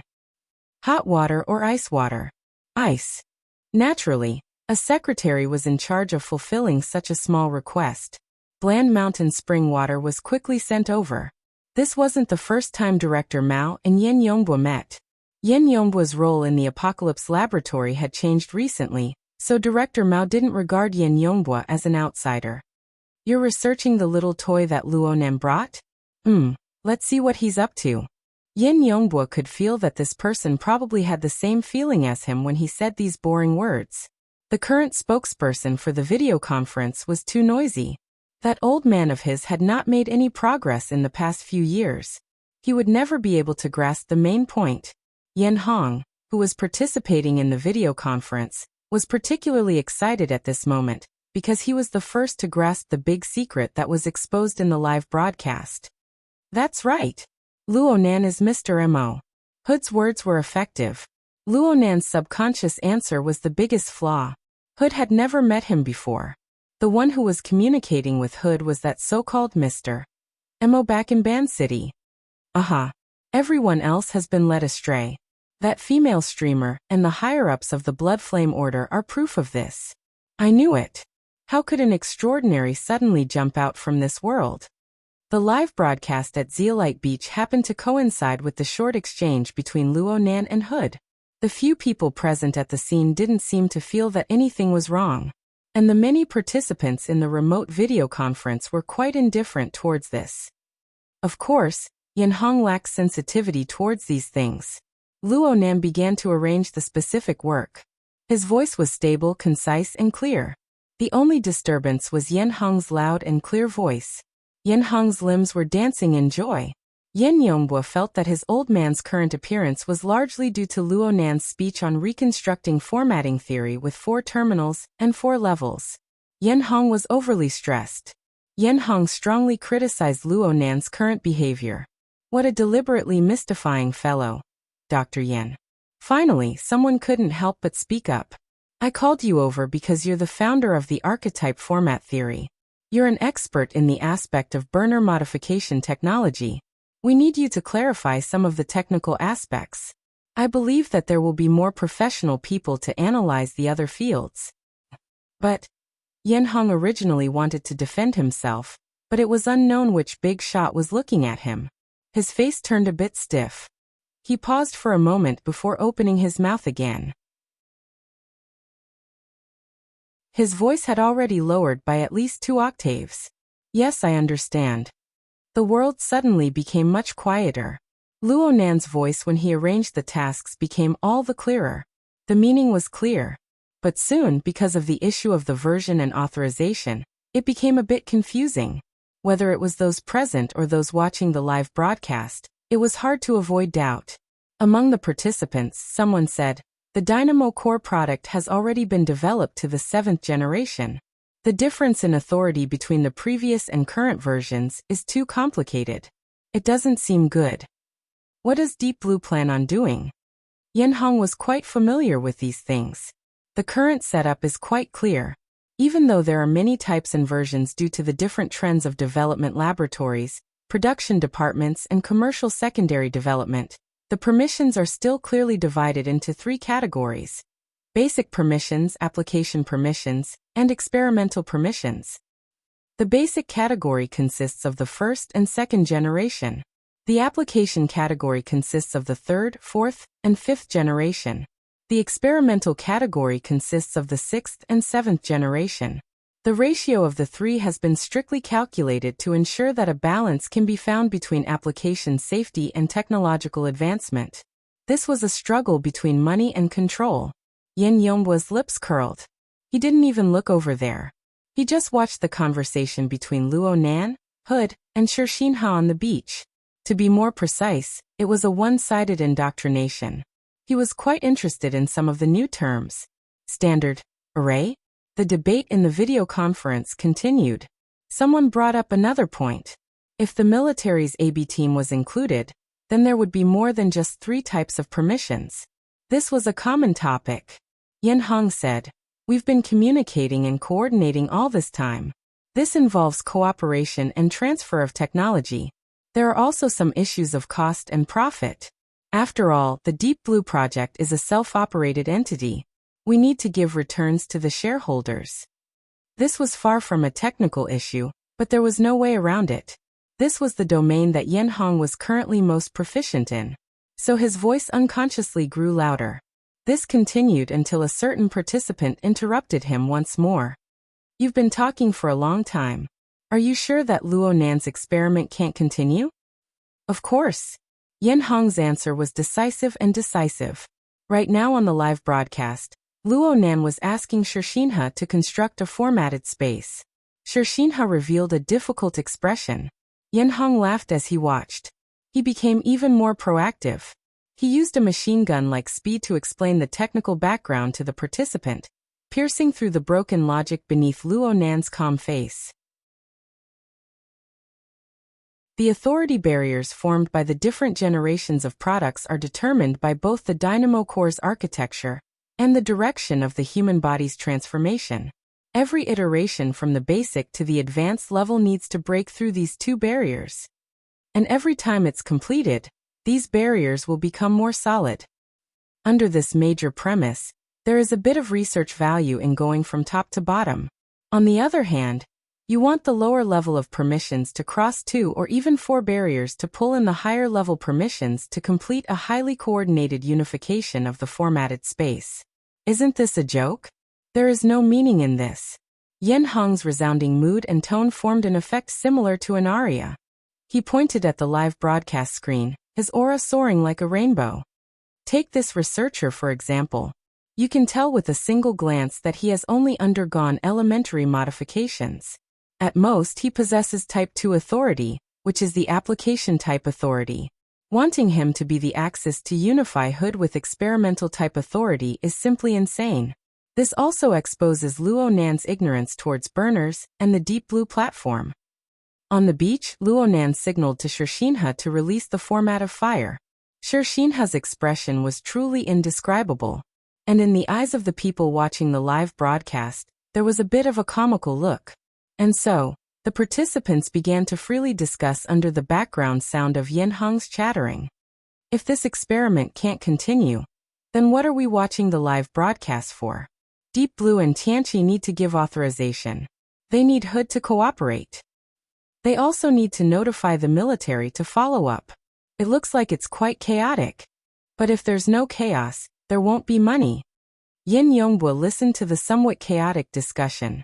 His gaze stayed on the live broadcast from beginning to end, and the corner of his mouth unconsciously perked up. Cheers to the endless stream of profits. Director Mao suddenly raised the cup of coffee in his hand and burst into laughter. He smashed the somewhat out-of-shape atmosphere of the conference to pieces. The vast majority of the other participants gave him face, echoing him with a few laughs. In the end, Mao Zhong even raised his cup towards Yin Yongbua, and Yin Yongbua could only respond. He symbolically dabbed his lips with water to conceal his ridiculing expression. Right now, Luonan was like giving a demonstration to a child. He was afraid that Shishinha wouldn't understand, so he took the initiative to extend his hand. Yen Hong's volume and tone had already recovered to its peak. Burners are essentially the product of a combination of a highly conceptualized configuration and a highly idealized state of the natural human body. It is precisely because of the conceptualization that every new generation is a great change in design thinking. It is precisely because of the idealization that the human body will be modified with harsh requirements in terms of the body and technology. The regulations of the two are the most solid foundation of burner modification technology. They are also the most powerful barriers. They cannot be. In the next second, the faint white glow of the flame streaked across the bottom of Yin Yongbua's eyes and cheeks under the double refraction of the glass and clear water. He was startled for a moment. The mountain spring water had clearly soaked his lips, penetrating with a cool air. But at this moment, a scorching sensation and a burning sensation smacked him without the slightest scruple. It was as if Yin Yongbua had been scalded. He reflexively moved the cup back, but his movements were too large. He wasn't able to place the cup properly, and the water droplets in the half-full cup splashed out, splashing onto the front of his shirt. But Yin Yongbua didn't make any superfluous movements. He just maintained the posture of the cup splashing to his chest. He stared fixedly at the projection area, stared at the live broadcast, and stared at the cluster of weak yet clear flames in the palm of Luonan's hand. The flames possessed a unique sense of light. After a short period of chaos, the sound in his ears became exceptionally clear. Within the entire room, within the entire remote conference scene, only Yen Hong's voice could be heard. He screamed in a trembling manner. No. Yen Hong probably wanted to say something along the lines of impossible. But under the sudden impact, this creator of the archetype format, the authoritative expert in the field of burner modification, was like an old repeater. After getting stuck twice, he began to repeat on the verge of collapse. Unstoppable. Unstoppable. Unstoppable. Yen Hong's vocal cords had already lost the ability to vibrate by the third time. He didn't make any other movements. His body's functions were already locked to a dead stop. He only had an empty gaze that swept across the chaotic and crisscrossing images of space. It was as if he wanted to hook onto something and maintain the most basic of balance. This was the first time Yin Yongbua looked straight at the scene of the video conference ever since he entered this room. He looked at his old dad, who was using the most absurd and ridiculous method to grab everyone's attention. But who would care about a hoarse old man shouting at the top of his lungs when a truly dazzling character was standing in front of him? Was this the fate of a lifetime? The gazes of the father and son interweaved and intersected. Perhaps there was some communication. But even Yin Yongbua himself wasn't so sure. Yen Hong's eyes flipped up in the next second. He fell backward, completely falling out of the range of the camera. The corners of Yin Yongbua's eyes twitched a bit, but his face remained expressionless. He shifted his gaze once more. And when he looked at the drawing of the live broadcast once more, the young man, who had a matter-of-fact attitude from start to finish, finally twisted the muscles of his face. The blood vessels in the corners of his eyes suddenly swelled, weaving into a dense net. Director Mao raised his eyebrows. He just happened to see a blazing white flame that was far more solid than the one Luo Nan had demonstrated burst forth from the palm of Yin Yongbua's hand. It brushed across the body of the cup he was holding. The walls of the cup cracked, and the clear water boiled. The water either flowed or evaporated in the span of a single breath. The cup was empty. Yin Yongbwa felt Director Mao's gaze and turned to look at him. Their faces met. Half a second later, Yin Yongbwa's eyes drooped down under the pressure of this extraordinary power. He gently placed the glass cup that could shatter at any time on the edge of the office desk. Then he bowed. "I've been impolite. My father's body isn't feeling well. Please allow me to go and make some inquiries. Unfortunately, he's at a critical moment." "I understand. Please help yourself." Director Mao raised the already empty cup once more. This could be considered sending Yin Yongbwa off. He was very certain that Yin Yongbwa wouldn't return to this room. And right when Yin Yongbwa pulled open the door and walked out, the sound of intermittent gasps, startled cries, and even curses rang out in the remote conference room.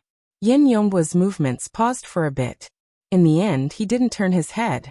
He walked out with large strides.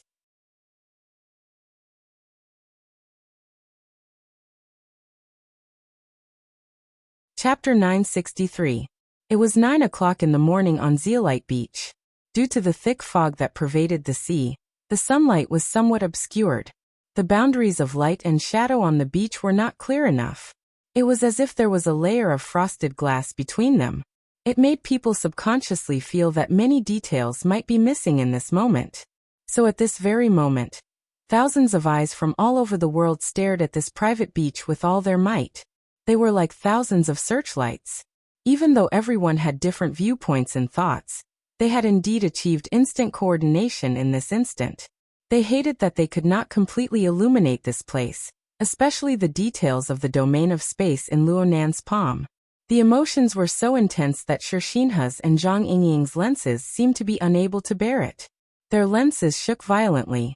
From another perspective, it was extremely in line with the mental state of the vast majority of people. In fact, the lens of Shixinha, who was currently standing opposite Luo Nan on the beach, had already gone crooked to who knows where. Fortunately, Zhang Yingying was still there. She realized the linkage, projecting this absurd and inexplicable scene into everyone's field of vision. From Zhang Yingying's lens, one could see that Shixinha was like an old machine immersed in seawater. The joints of his entire body were rusted to death. He maintained the posture of reaching out with his hand, and the format of fire swayed faintly. It barely reflected the radiance of the cluster in Luo Nan's palm, but he did not make any further movements. He did not know what to do next. Shixinha did not move. Luo Nan moved. Luo Nan's palm, burning with flames, extended a certain distance forward. The edge of his palm made contact with Shixinha's thumb, basically maintaining a flat surface. The two blazing clusters of format of fire swayed a few times under the blowing of the sea breeze. The flames and light made contact, and they suddenly swelled. In this instant, the eyelids of many people watching the live broadcast twitched. Some narrowed, and some widened. Was it about to explode? No. The two clusters of flames were merely blending together. No distinction or difference could be seen between them. Luo Nan maintained a flat voice. "Maintain this state. Next, we'll make some fine adjustments." "Fuck me." Papercut spat out a fragrant breath once more. The expanding and blending flames seemed to transform into a sword of light that pierced straight into his eyes.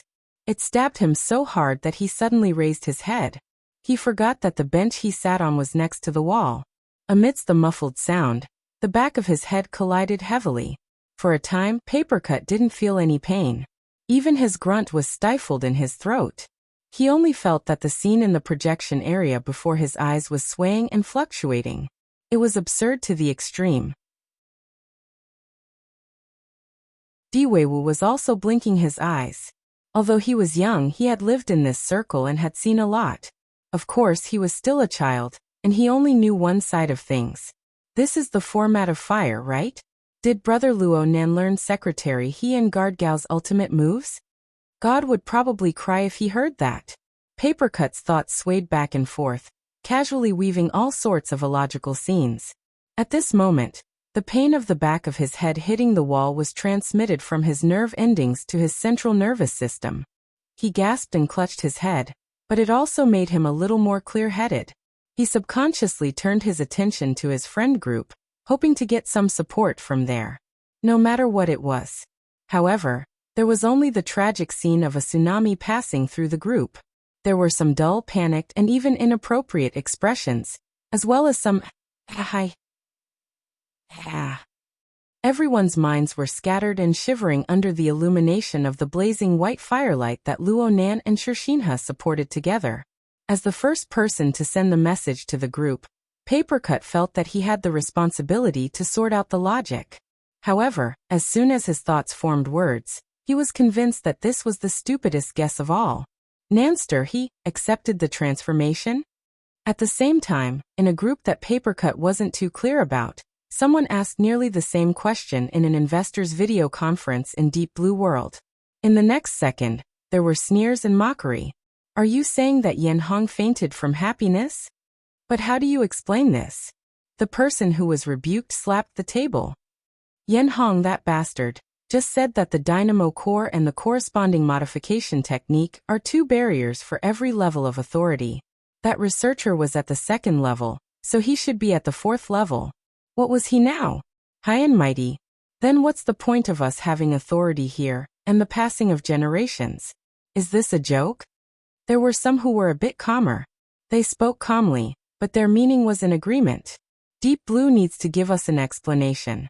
I suggest that we convene an emergency meeting of the board of directors, and let the CTO and COO give an explanation.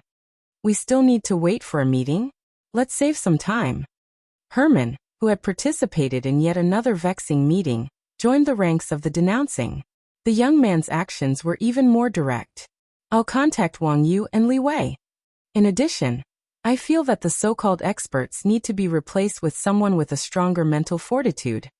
Before Herman's voice could fall, a rather conspicuous bald head appeared in front of the commentary camera after Yen Hong fainted. This person was expressionless as he nodded towards the camera. I'm very sorry that an accident occurred. I hope that I can satisfy everyone. Many of the people participating in the meeting recognized this fellow. Bald Jeff, an important scientist of Deep Blue and the Apocalypse Laboratory. He was an authority on dynamo core technology, and he would occasionally appear as a spokesperson for the laboratory. Herman and Jeff had a bit of friendship, but this didn't mean that he would accept this kind of replacement. Jeff, Li Wei should make an appearance in this matter. We absolutely don't want our trillions of investments to sink into the ocean of the Deep Blue World. Mr. Herman and everyone else. Chief Li Wei is indeed unable to participate in the meeting. He's currently on the phone with Lieutenant General Joseph. He has an appointment in a bit. But I believe that he will certainly pay attention at all times. Someone rushed to ask Herman a question. So you're saying that Li Wei also believes that this is a major event? Bald Jeff was even more solemn than usual in front of the camera. He was like an emotionless speech machine. From a professional technical point of view, we still need to gather further information and conduct analysis. We need to know what step Luo Nan can take in the end. It sounded like an excuse at first, but Herman captured an ominous tone from within. You're saying that Luo Nan has indeed activated the format of fire under the premise that he hasn't received any modifications. From the current situation. Fuck your current situation. He's a burner right now? He doesn't need any modification techniques. He's a purely self-sufficient burner? Bald Jeff's eyebrows furrowed. We can't come to a conclusion lightly, and even if we use a broad definition, this is an extremely special case. No matter what he does now or what he does in the future, it doesn't prove that this case possesses repeatability and universality. Herman burst into laughter. You're saying that he can do even more? Mr. Herman. Someone suddenly interrupted. Isn't he going to do the format of space? A cold wind suddenly blew through the video conference room. Not a single one of the dozen or so people in the conference room spoke. Who's next? Under the live camera, Luo Nan completed the fine-tuning that no one besides him could figure out. Then he indicated to the idiots beside him to let the ones behind him follow. Hood, who was originally standing closer to the front, was still in a dazed and absurd state. He stared blankly for a moment before coming to his senses. He took a step forward, But he wasn't as fast as the others who moved their lips. "I'll do it." The one who spoke was a young man who looked extremely strong. He wore the same training uniform as Shirshinha. They should be members who had come to T-City to participate in the safety training. Sure enough, Shirshinha introduced mechanically. "Steven, this is the project teams." Luonan didn't care about this. He just let Steven ignite the format of fire.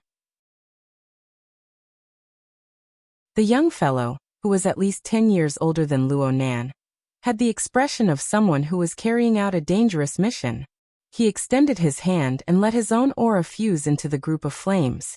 "With you as the main axis." Ha! The two participants had stupefied expressions. Luonan's gaze pointed at Shirshinha. "I'm talking about you. You'll be the main axis of the framework of the format domain. I'm the one doing the experiment. In order to guarantee objectivity, I can't participate in your domain." "Objectivity, my ass." Hundreds of people roared in ridicule as they watched Luonan single-handedly direct this scene. Luonan was calm in Zhang Yingying's camera. This magnitude is more or less enough. It can sufficiently interfere with the mental and material planes at the same time, allowing the burner's prescriptions to be projected into the structure of space and time. It also maintains relative stability. It can barely be called a domain. Maintain it. Not bad. It's that simple. This was a lie. He wasn't the only one who guessed this. There were so many ability users and military burners all over the world. It wasn't like no one had seen the format space before. It could also be said that the format domain was activated. Life energy was transformed into the most straightforward light and heat. The glorious scene of the engraving of the framework of rules and regulations in space and time was something that would be unforgettable for the rest of one's life. The most classic battle example in recent times was undoubtedly Blood Prison Tianbang, laying down the format space. He used absolute superiority to kill the Bloodflame Order's veteran expert, Mo Luan. Not only did that battle push Tianbang to the position of number 1 beneath the extraordinary, his name shaking the world, it also provided an excellent example and direction for the secular military and political system to touch upon the highest level of the extraordinary. And right now, the format fire in the palms of the three people was stable and blended together. The color of the light gradually thickened. But compared to the battle between Tianbang and Mo Luan, the difference was like the difference between heaven and earth. Can this be considered a format domain? Herman was filled with nervousness and a sliver of delight. He asked Baldy Jeff for an answer. However, Jeff didn't answer. He just stared very intently at the live broadcast screen. Luonan, who was in front of the camera, was completely unaware of this. He continued to speak his own words and do his own thing. "You two are usually partners. Your gears work together quite well, but it's not typical enough. Next, we're going to change groups. We're going to change the best version as well. Many of you seem to be different." Hood, who was within arm's reach, had already opened his mouth. Luonan gave a clear order. "Give me an even lower version. First consider compatibility." Hood had already forcefully stuffed back the words that were on the tip of his tongue. The other fellows didn't care. Someone immediately raised his hand. T-City's Coastal Defense Special Forces. Second Lieutenant Wilson. This was a man with a full beard that looked more like a pirate than a soldier. Luonan's gaze swept up and down. "Okay. You're up." Wilson grinned. He went forward and extended his hand, imitating Luonan. And so, the four people squeezed into a small circle. It was like a pep talk before a soccer match. Unfortunately, it lacked hot-bloodedness and excitement. They were more apprehensive. Crackle. A very clear explosive sound rang out. The place where the four people joined their hands together suddenly erupted with a flicker of a lantern. The format fire, which had been steadily increasing in brightness all this time, suddenly rose in brightness. Then it clearly dropped. It appeared to be flickering between brightness and darkness. "Hey!" Zhang Yingying let out a low cry from her throat. She forcefully suppressed it back down. Her reaction was extremely representative. An incompatible reaction has occurred in the intergenerational architecture, Bald Jeff timely explained in the video conference. Did he fail? At least two people spoke at the same time. They couldn't wait any longer. Before Jeff could respond, dozens of tiny flying ant-like objects could be seen floating outside of Luo Nan's body. They buzzed, and in the next second, it was as if they were attracted by the flame in the center of the four people. They coiled around and cast themselves toward the place where the light was the brightest. They were really thrown in. However, the format of light, which was transformed from blazing life energy, didn't seem to possess any lethality. It allowed these little things to be thrown in and out. They revolved and shuttled back and forth. It was like a magic show. The only visible change was that the flickering flame light became stable and thick once more.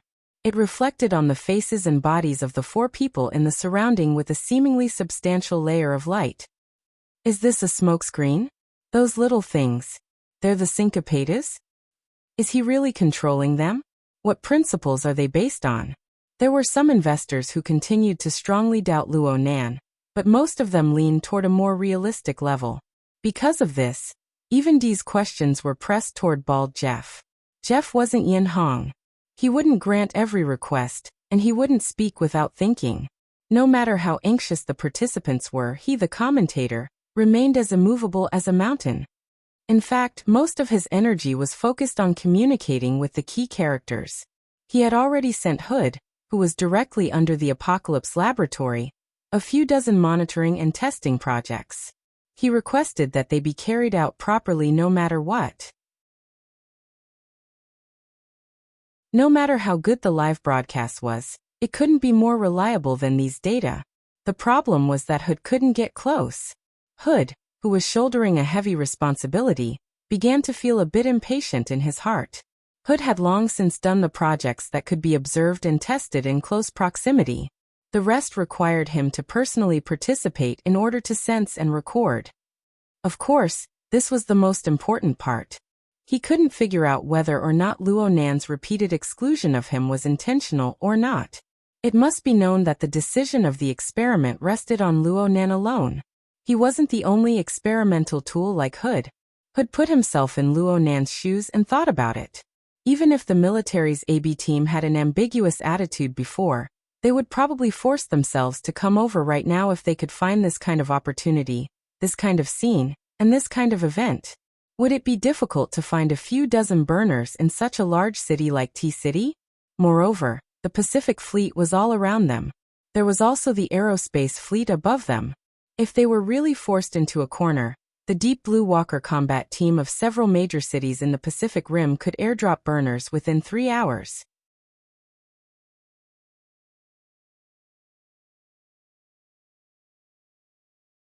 Chapter 964. Hood pursed his lips. He ignored the glare of the intense light as he stared at the area where Luo Nan and the other three's palms converged. He stared unblinkingly at the increasingly dazzling mass of flames. He was already considering how to shamelessly join the fray first. Hey you! Hood suddenly came to a realization. At the same time he felt Luo Nan's calm and clear gaze. Your strength and authority should be the highest in this group of people. You don't have any objections to being a support, right? Luo Nan's rare concern for humanity made Hood feel uncomfortable from head to toe. He didn't forget that his own identity was the most awkward one right now. However, Hood was burdened with heavy responsibilities. He couldn't care about anything else. He quickly shook his head. No problem. Professor Luo, feel free to make the arrangements. Then that's fine. You join in first and familiarize yourself with the structure.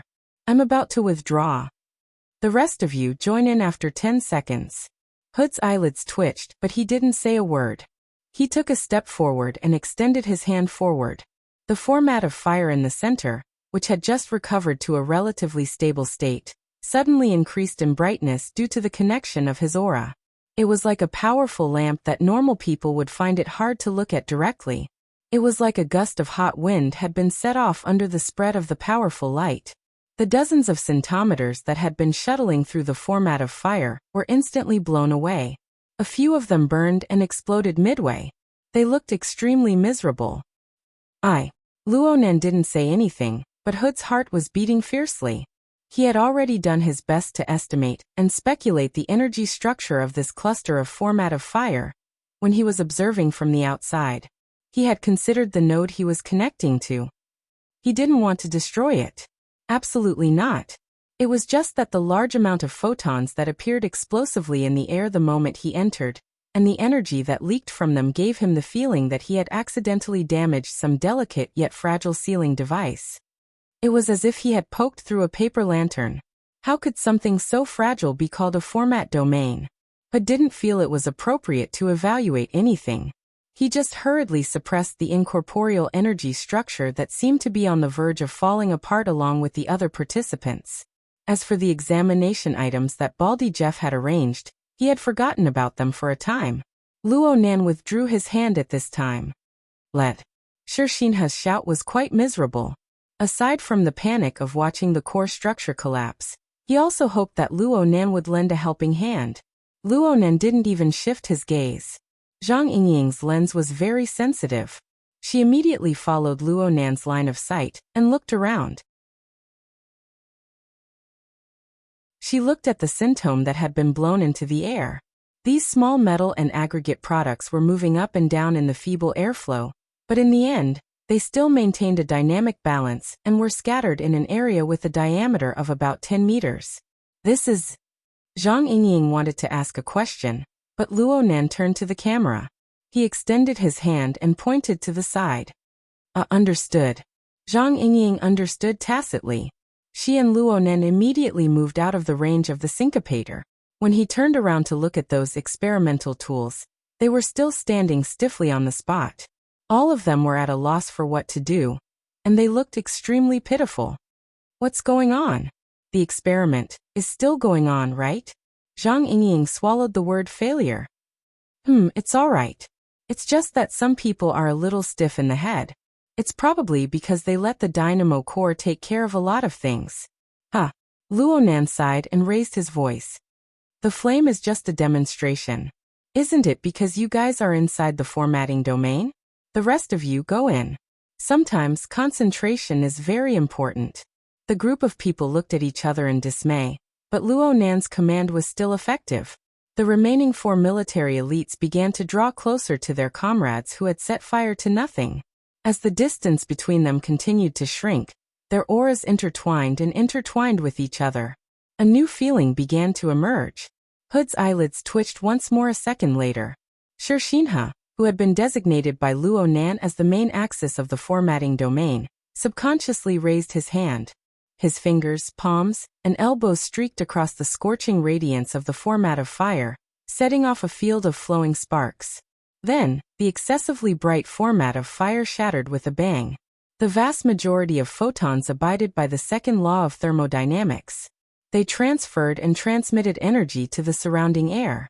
However, there was a considerable portion of photons that suffered additional constraints during the process of overflowing. They followed the flickering paths of light as they swam and circulated in the air. They were like tungsten filaments that glowed from the heat of an enormous light bulb. These paths were still floating in the air at first, without anything to rely on.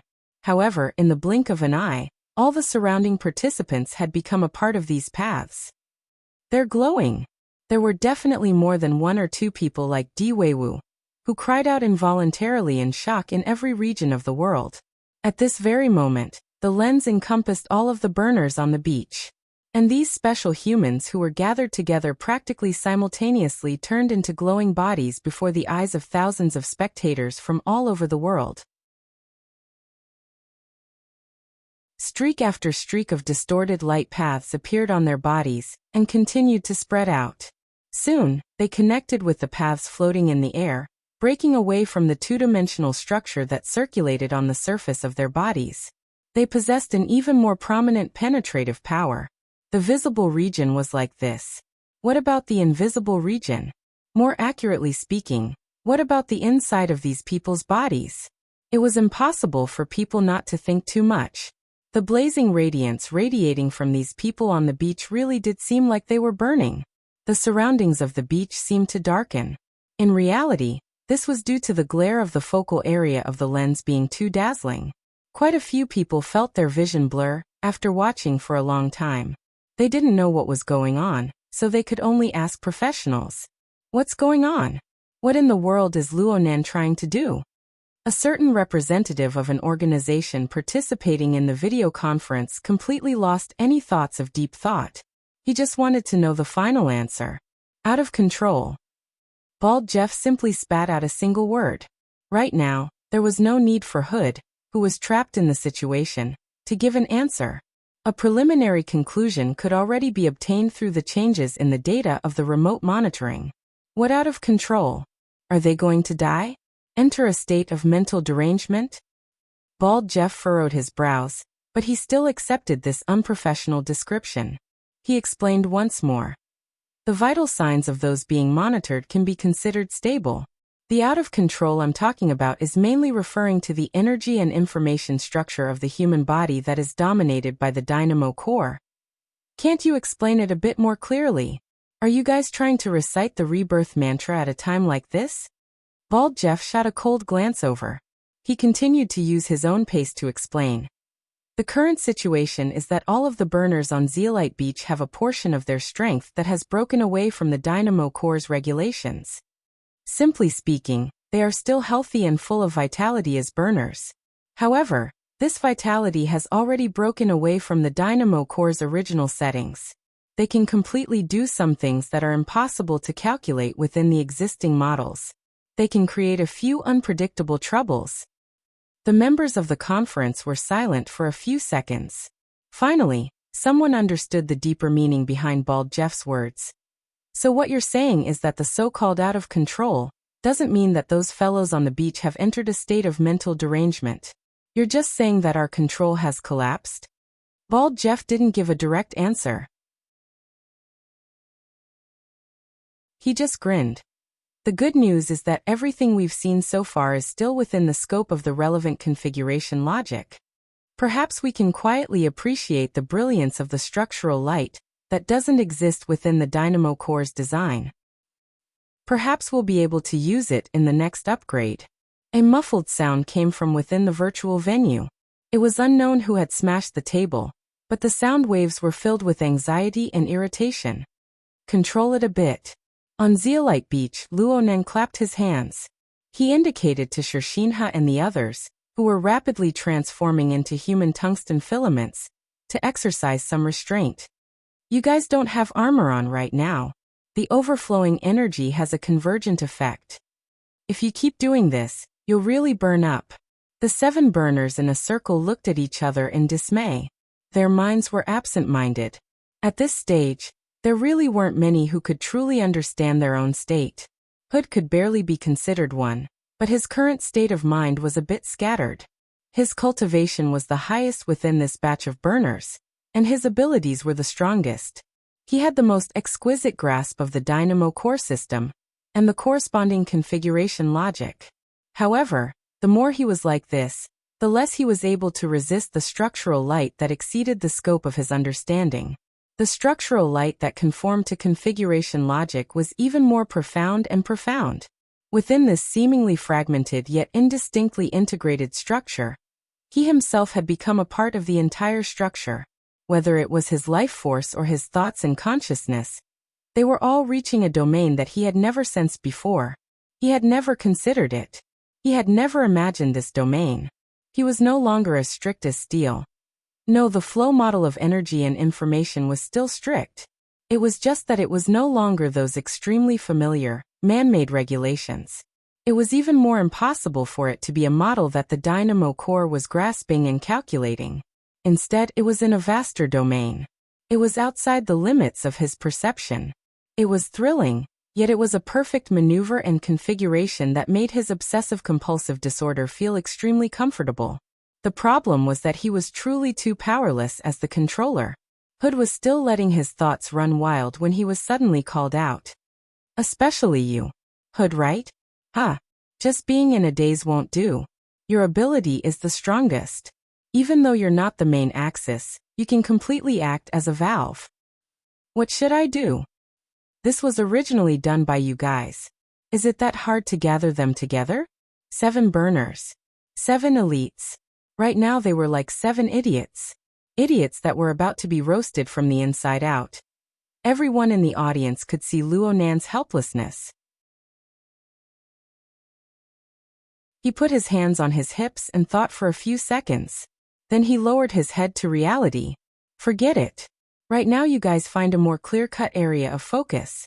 For example, the sandy beach beneath your feet? Shershinha, you're the main axis. You decide.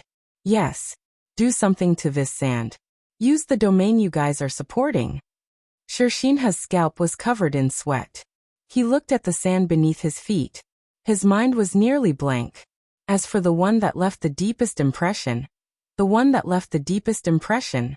that's right. That ball of sand. Bang. It was clear that the result of using too much strength was a muffled sound that nearly shook the entire beach beneath his feet. The sand gave rise to fine waves that spread in all directions.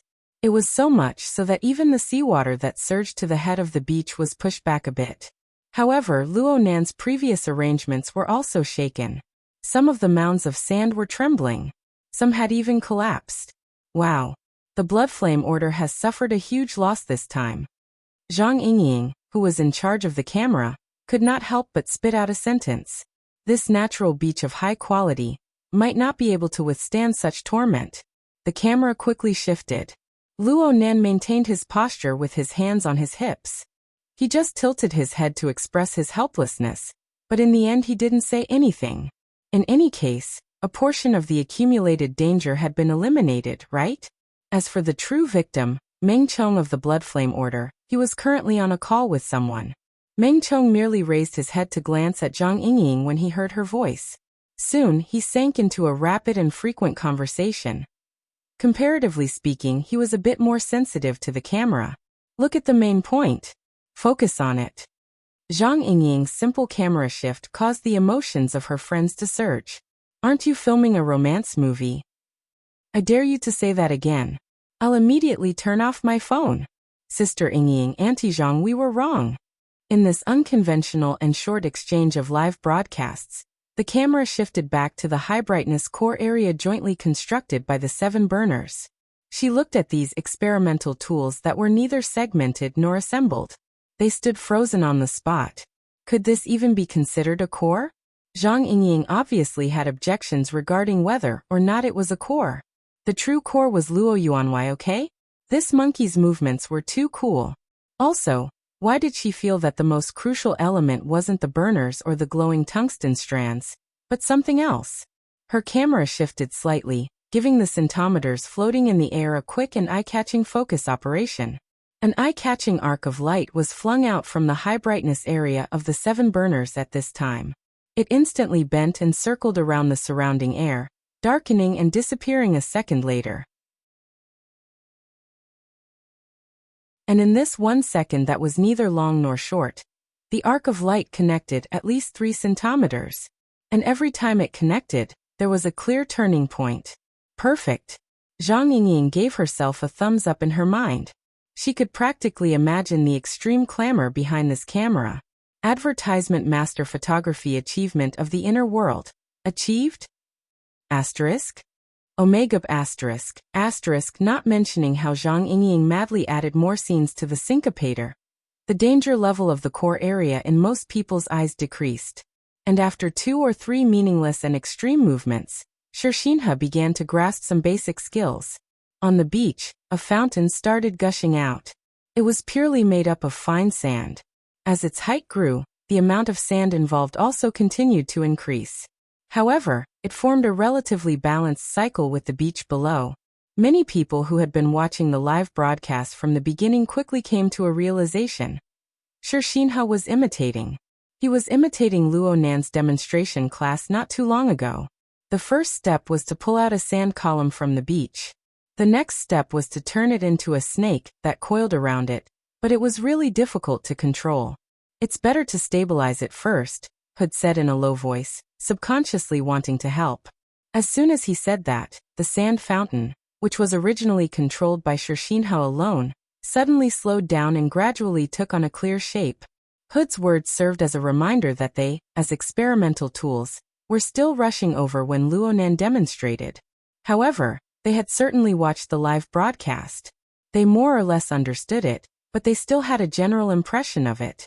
This was a relatively clear goal. 2 or 3 seconds later, The 7 people began to cooperate. This was a kind of convergence on the level of consciousness. Originally, there were established procedures for this method of telepathic shaping. Everyone had learned it before. But now, a profound and unrestrained change had occurred in the way energy and information flowed. The established procedures were no longer useful. The slightest difference could lead to a deviation of 1,000 miles. Even if they held the same thoughts, referred to the same situation, and pursued the same goal, there would always be some differences on the level of thinking. They had to compromise, amend, and form a general tacit understanding. A consensus was reached in the first segment. There was still the second, third, and fourth segments. Soon, everyone discovered that this was an extremely torturous process. The consensus reached in the first segment was very likely not the beginning of tacit understanding, but the beginning of conflict. Right now they could feel and utilize far too many configurations. Every single configuration seemed to conform to past operating procedures. All of them could form logical, complete, and clear-cut train of thought. This was a situation that would drive people with dysphoria crazy. We have to reach a consensus. Don't bet on that dog's hit tacit understanding. Hood finally couldn't help but speak once more. You're Shershinha, right? You want to be the captain and the main axis. Don't you need to communicate? Of course I need to. The sweat on Shershinha's forehead had already stuck his hair together, but his voice was even clearer. It crushed the bewildered and uneasy mental state from before. If we just need to make a sculpture, then we can communicate and amend it. That's enough. Then the dynamo core will take care of everything. But what we're doing right now, isn't it an experiment? What experiment? This is Chief Luo's problem. What we need to do is to support a formatting domain. He paused for a moment, then emphasized. A formatting domain that is qualified has no generation restrictions and can operate on its own. Shershinha turned his head to look as he spoke. A faintly discernible trail of light lingered in the surrounding air, faintly forming an enormous bowl-shaped hemisphere. Dozens of centimeters floated above this curved surface. They were like the stars in the vault of heaven. They seemed to be unfettered, just coldly staring down. In fact, every participant knew very well that the reason why they were able to indulge their life energy so excessively up until now, breaking through the limits of the dynamo core, and still maintain relative order, so much so that they maintained a basic level of agreement on a logical level, was because of these little things like flying insects. They gave specific interference at specific locations, at specific times. If it weren't for these little things, they would probably have already become moths in the candlelight.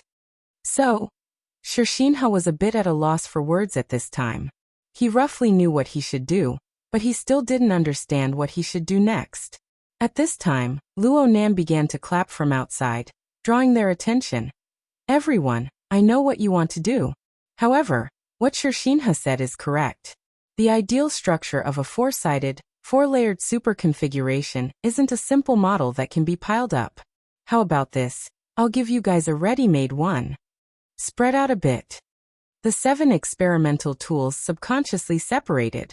Half a second later, the stiff and twisted sand pillar by their feet began to wildly dance like a snake. Then it bent and piled up, gradually forming edges and corners. Clearly, Luo Nan was manipulating the grains of sand. But the problem couldn't be explained so simply. This was because in the eyes of Shershinha and the others, under Zhang Yingying's sensitive lens, the centimeters floating and flying in the air were clearly dancing and resonating with the grains of sand. There were also those crisscrossing rays of light.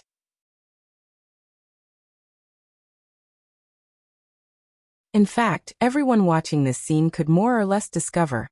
The sand pile structure that was gradually taking shape was currently interacting with all the elements related to the burners in their field of vision. Herman suddenly opened his mouth in the video conference.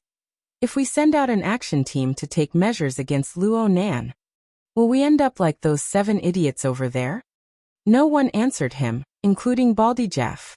Herman actually answered his own question. That's right. One has clearly fallen in already. Several seconds later, a ball of sand that was nearly identical to the one Luo Nan had previously displayed took form and floated in the middle of Shershinha and the others. They could see the millions of grains of sand that formed the ball of sand. They revolved orderly on the smooth surface of the sphere. However, they didn't revolve in a single direction. Instead, they revolved in a complex circulatory system similar to the circulation of Earth's atmosphere. The group of people felt their scalps go numb just by looking at this. Are you ready? I'm going to let go. The 7 experimental tools really were about to collapse when they heard similar words. The key was that Luonan did what he said he would. His control power, which was like an extension of his arm, instantly broke away. The originally perfectly round ball of sand immediately transformed into an extremely ugly shape. Moreover, it sank down. The 7 people in the circle practically squatted down at the same time. They extended their hands, wanting to catch it. Luckily, the ball of sand didn't hit the ground. It dangled dangerously. You guys can be at ease and boldly try. Really. Even if there's a problem, the first thing to collapse will be the scintometers. Luonan encouraged them from outside the circle. But before his voice could fall, a scintometer ignited once more above their heads. It exploded into pieces amidst the intense light and flames. Someone in the circle let out a cry of alarm. It was the pirate-like officer, Wilson. He had made a bad start, causing at least 2 people to let out short, low cries. These elites of the military had undergone strict training and selection. They had gone through trials and tribulations to complete the transformation of burners. They behaved like a group of young girls who had just stepped into society. There was no other way. Luonan could only console them. It's okay. Aren't there a few dozen more? You guys are safe before they all explode. He looked at the time as he spoke. Their current progress was a bit behind his expectations. Perhaps he should plan things out and open up a second battlefield. He should let some steps proceed simultaneously. He turned his head to look at the thick fog above the sea's surface. He began to ponder over a deeper problem. It was just that he was thinking deeply. His words were a bit casual.